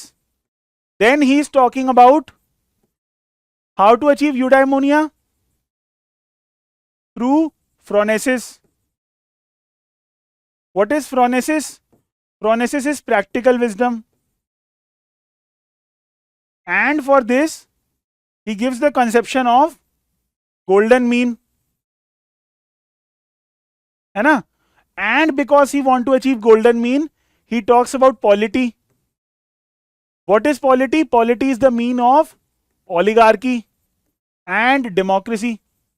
समझाइए कि कैसे उन्होंने अप्लाई किया अपना मॉडरेट वाला प्रिंसिपल, गोल्डन मीन का प्रिंसिपल पॉलिटी में. How he goes for law, how he criticise the philosopher king, that ultimately law is the outward manifestation of reason, है ना. Aristotelian view of politics, you have to also explain his theory of equality, that how for him inequality is natural and two equals cannot be treated unequally and two unequals cannot be treated equally. वो समझाइए, theory of equality बताइए, है ना. फिर उसके बाद क्या बचा आपके पास, थ्योरी ऑफ इक्वालिटी बता दिया. थ्योरी ऑफ रेवोल्यूशन आएगा यहाँ पे, थ्योरी ऑफ रेवोल्यूशन का स्कोप नहीं है. थ्योरी ऑफ कॉन्स्टिट्यूशन समझानी है आपको, है ना. Why? Because ultimately that is his view of politics. Then आपको थ्योरी ऑफ स्लेवरी बतानी है. थ्योरी ऑफ स्लेवरी तो आएगी, क्यों आएगी? थ्योरी ऑफ स्लेवरी आएगी because there is theory of equality. Now what is most important is that what is the flow in which you are explaining all of this, है ना. तो सबसे पहले आप उसका यूडाइमोनिया बताइए, that what is the final cause for him. Then explain his theory of golden mean, that is phronesis. Then tell about his polity, then tell about his equality, his slavery, then talk about that what is his view on philosopher king. All these are his views on politics. You just have to explain them using the keywords which I have given you in the revision. And now we will also see the model answer. When it comes to the impact on today's constitutional democracies, we have to give certain kind of examples, है ना. वो examples भी हम देखते हैं. Let's come back to the model answer. So Aristotelian view बताना है सबसे पहले. यहां पे आपको अगेन लाइक गोल्डन मीन की बात कर रहे हैं, प्रोनेसिस की बात कर रहे हैं, है ना, यूडाइमोनिया की बात कर रहे हैं. जस्ट आपको एक्सप्लेनेशन देना है, जो भी पूरा आप एक्सप्लेन कर रहे हैं वो आपको एक्सप्लेनेशन देना है. यहां पे you are showing that how he believes that man is by nature a political animal. You have to tell his conception of state, है ना. And then you will tell that how he believes polity is the best form of government. इस paragraph में आपने वो establish किया. Then in the next paragraph what you are doing is that ultimately I think यहां पे आप क्या एक बार पढ़ लेते हैं. Aristotle thus prescribes best form of political association by middle classes. तो अल्टीमेटली ये कह रहे हैं कि how he is saying that middle classes will be the countervailing force. अभी भी हम थ्योरी ऑफ कॉन्स्टिट्यूशन को ही समझा रहे हैं. तो पॉलिटी को समझाया, कॉन्स्टिट्यूशन को समझाया, एंड उनके फिर फिलोसोफर किंग को क्रिटिक किया, that how the laws should be based on deliberation, है ना. I am not reading the answer. Model answer you will get in the PDF. You can read these answers and if you have any doubt you can reach out to me. This is important part. Aristotle's contribution to modern constitutional democracies. क्या क्या contribution है? Law की बात करी उन्होंने. Even today we see that there is due process of law, procedure established by law. So rule of law is the contribution. Then division of power. How he is not in favor of philosopher king, है ना. How he is in favor of the collective wisdom. How he is in favor of aristocracy. मतलब ultimately aristocracy is not possible, but he wants the power to be divided. Today we are seeing it in the era of judiciary, executive, legislature. How, what is the importance of Aristotle's work in equality? That how this is not sustainable, how in today's era it is not sustainable. Aristotle emphasized treating individuals justly based on their merit and capabilities, promoting equal treatment. Modern constitutional democracies strive. You can tell that how he talked about equality, but the conception of equality today has changed. है ना? Then supremacy of law and constitution, that we know. Active participation, that we also see in his revision, that how he went for critique of philosopher king, how he says that deliberation is important, है ना? तो revolution के बारे में भी इन्होंने बात करी है, that how to prevent revolution, and then we will again conclude. You can read this. Conclusions मैंने बहुत सारे आपके नोट्स में भी दिए हैं, that how to conclude on a question of Aristotle, you can read it. Now we are on the last question, I think. We are on the last question. The question is, everywhere inequality is a cause of revolution.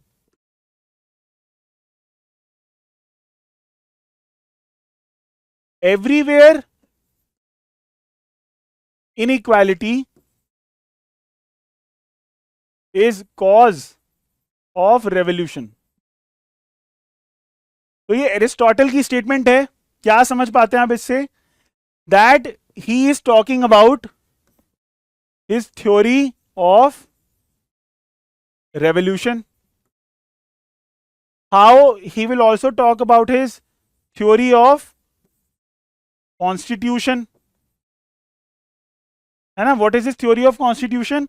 Ultimately it is theory about theory of polity, and how his theory of equality will also come. So what will be the flow of our answer?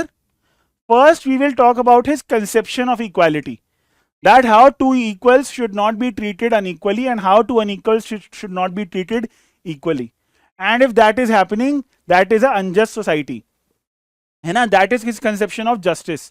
His conception of justice is based on functional specialization and non-interference, right? Then you have to bring in about his theory of polity. Why? Because ultimately it is under polity where both the rich and the poor are happy.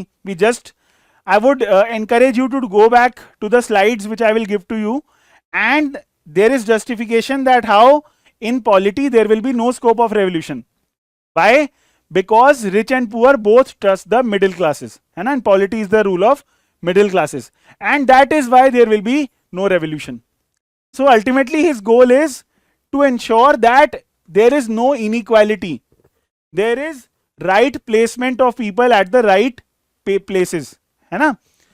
And ultimately that will lead to stability. We can tell that how he is a conservative, है ना? तो बहुत ही इसका simple ही है, सीधा बस ये theories देखिए कि कौन कौन सी थ्योरीज यूज होनी है. आ जाते हैं वापस एक बार क्वेश्चन पे. Aristotle has been credited as the father of political science. Among his greatest theories is his theory of equality. तो सबसे पहले थ्योरी ऑफ इक्वालिटी के बारे में बात करेंगे, और फिर थ्योरी ऑफ इक्वालिटी को आप सबसे पहले समझाएंगे, है ना? What are his conception of equality, उसको आपने बता दिया. Then you will tell in the sphere of these activities all the person are to be treated equally, and principle of reciprocity should be applied. That is, one should treat all other the same manner he wants himself to be treated by others. So अपनी equality की conception को बता रहे हैं यहाँ पे. Then Aristotle believed that inequities such as economic, social, political, any kind of this can become a breeding ground for resentment. तो revolution को explain करा उन्होंने. revolution को किस तरह से explain करा है? Particular causes बताए हैं, वो यहां पे इंपॉर्टेंट नहीं है.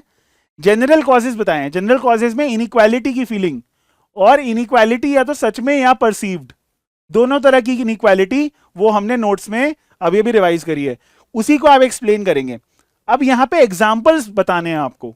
You have to tell that how it is indeed true that inequality can lead to revolution. यहां पे आप फ्रेंच रेवोल्यूशन का एग्जांपल दीजिए, उसके बाद आप रशियन रेवोल्यूशन का एग्जांपल दीजिए. We have shared what all can come. Then what are the views of scholars?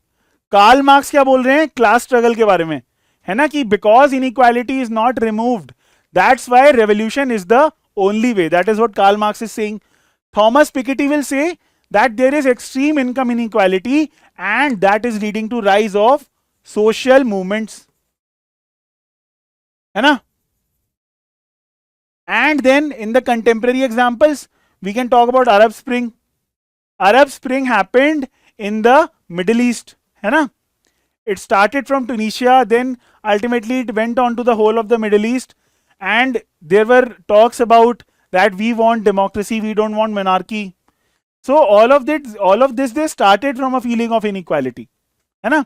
तो ये contemporary examples बता के then further you can talk about Wall Street movement, 99% versus 1% movement.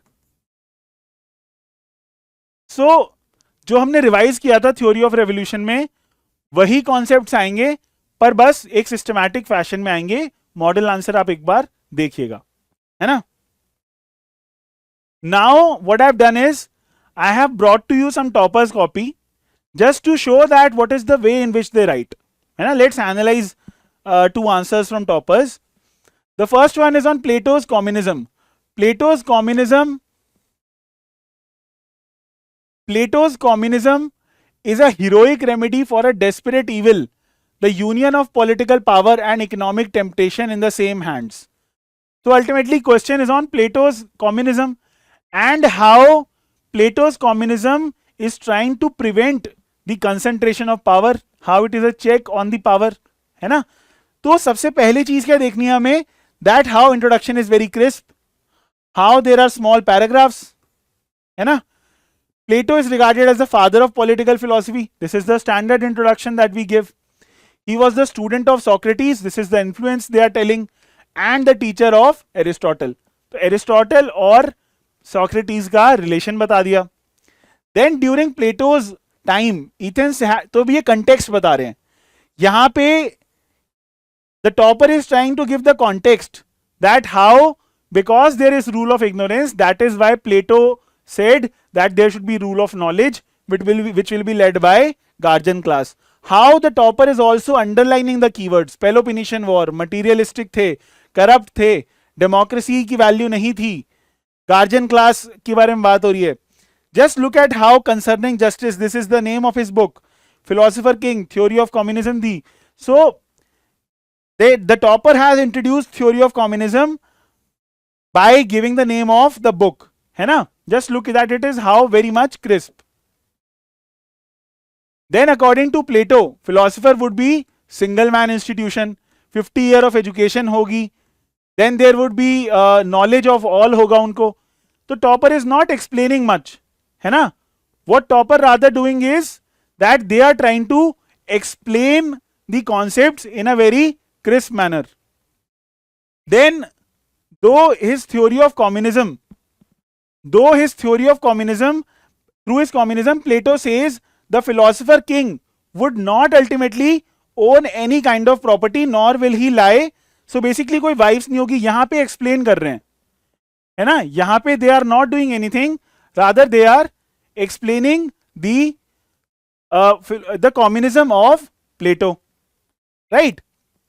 Then however Plato's growing political and economic philosophy. So basically the key is that ultimately the topper is trying to write small paragraphs and the topper is going for simple explanation. कुछ बहुत ज्यादा अलग नहीं कर रहे, है ना. Karl popper के क्रिटिसिज्म को लेके आए हैं, हैना एरेंट के क्रिटिसिज्म को लेके आए हैं, उनकी बुक का नाम लिया है. सो ये पैराग्राफ उन्होंने क्रिटिक पर डेडिकेट किया है ना. थ्योरी ऑफ कम्युनिज्म का जो उनका क्रिटिक है उसको डेडिकेट किया है. देन एरिस्टोटल द डिसाइपल, कैसे वो उनके कम्युनिज्म को क्रिटिक कर रहे हैं, तो यहां पे भी क्रिटिक ही चल रहा है. तो कैसे पूरा जो एक 4 C's का कॉन्सेप्ट होता है, there is the concept of 4 C's, that how first you have to explain the concept, then you have to make a critique of it. तो यहां पे उन्होंने पहले first the topper described all of it. अभी यहां पे भी description ही चल रहा है, कैसे गार्जियन क्लास हैं, उनको कैसे ताकि उनकी पावर एक्सेसिव ना बढ़ जाए, तो उनको नहीं प्राइवेट प्रॉपर्टी रखनी है, उनको नहीं रखनी है फैमिली। फिर उसको क्रिटिक किया है। However Plato is giving excessive political and economic power, and that is why ये हमारा क्रिटिक निकल के आता है पॉपर, एरेंट एंड एरिस्टोटल के through, right. Then he says family is a time tested institution. तो again this is a keyword, this is there in your notes. Ultimately comment ही चल रहा है, क्रिटिक ही चल रहा है ना। और आप कम्युनिज्म का करंट कॉन्टेक्स्ट भी बता सकते हो, that how it is not relevant in today's world. What is the topper saying in conclusion? He says family is a time tested institution, Aristotle. Then also, since property gives man sense of achievement, theory of communism is not feasible in today's world. It is not practical. However, Plato's communism is logical when seen in his time. Here you can tell that how every thinker is a child of his times. Who says it? Lasky says it, है ना। देखना क्या है, समझना क्या है यहां से, that in every topic it is not like that if you will write something different only then your answer will be good. You will have to make your answer good by just keeping your answer crisp. The paragraphs are very short and there is very clear cut, the 4 C's are visible, है ना. Just try to ensure that. Then in the Aristotle question, absence of any adventurous spirit, the polity is almost a perfect epitome of Aristotle's ethical political position. Here you have to tell about his theory of constitution, है ना, polity के बारे में है. So again all the keywords are underlined. 158 constitution पढ़े Aristotle ने, best practicable, golden mean की बात करी, है ना. Then golden mean, see golden mean is here. So what they are trying to do is they are just trying to use the keywords, है ना. Question तो हमें पता ही है, we have done question on theory of constitution, that's why I won't read it. But what they are doing is that they are just explaining in a very crisp manner by using just the keywords. So look at the use of keywords. Then इन्होंने यहाँ पे explain करा that how ultimately polity will be the mean of aristocracy, oligarchy and democracy, है ना. Middle class का rule होगा, middle path होगा. तो keywords are underlined. How oligarchy represents arrogance, how democracy represents ignorance, how they are not enthusiastic, how they are not entrepreneurial. And then इन्होंने conclusion में क्या करा है, thus polity is almost a perfect in real world epitome of Aristotle's ethical and political position. यहां पे आप एक चीज और कर सकते हैं, इन्होंने सिर्फ जैसे थ्योरी ऑफ कॉन्स्टिट्यूशन के बारे में ही बात किया है. What you should and can do is that you can bring his other theories also, like his theory of, because he's talking about ethical political position, you can tell that how he believes in deliberation, how he doesn't believe in philosopher king, है ना. Compare it with the philosopher king of Plato.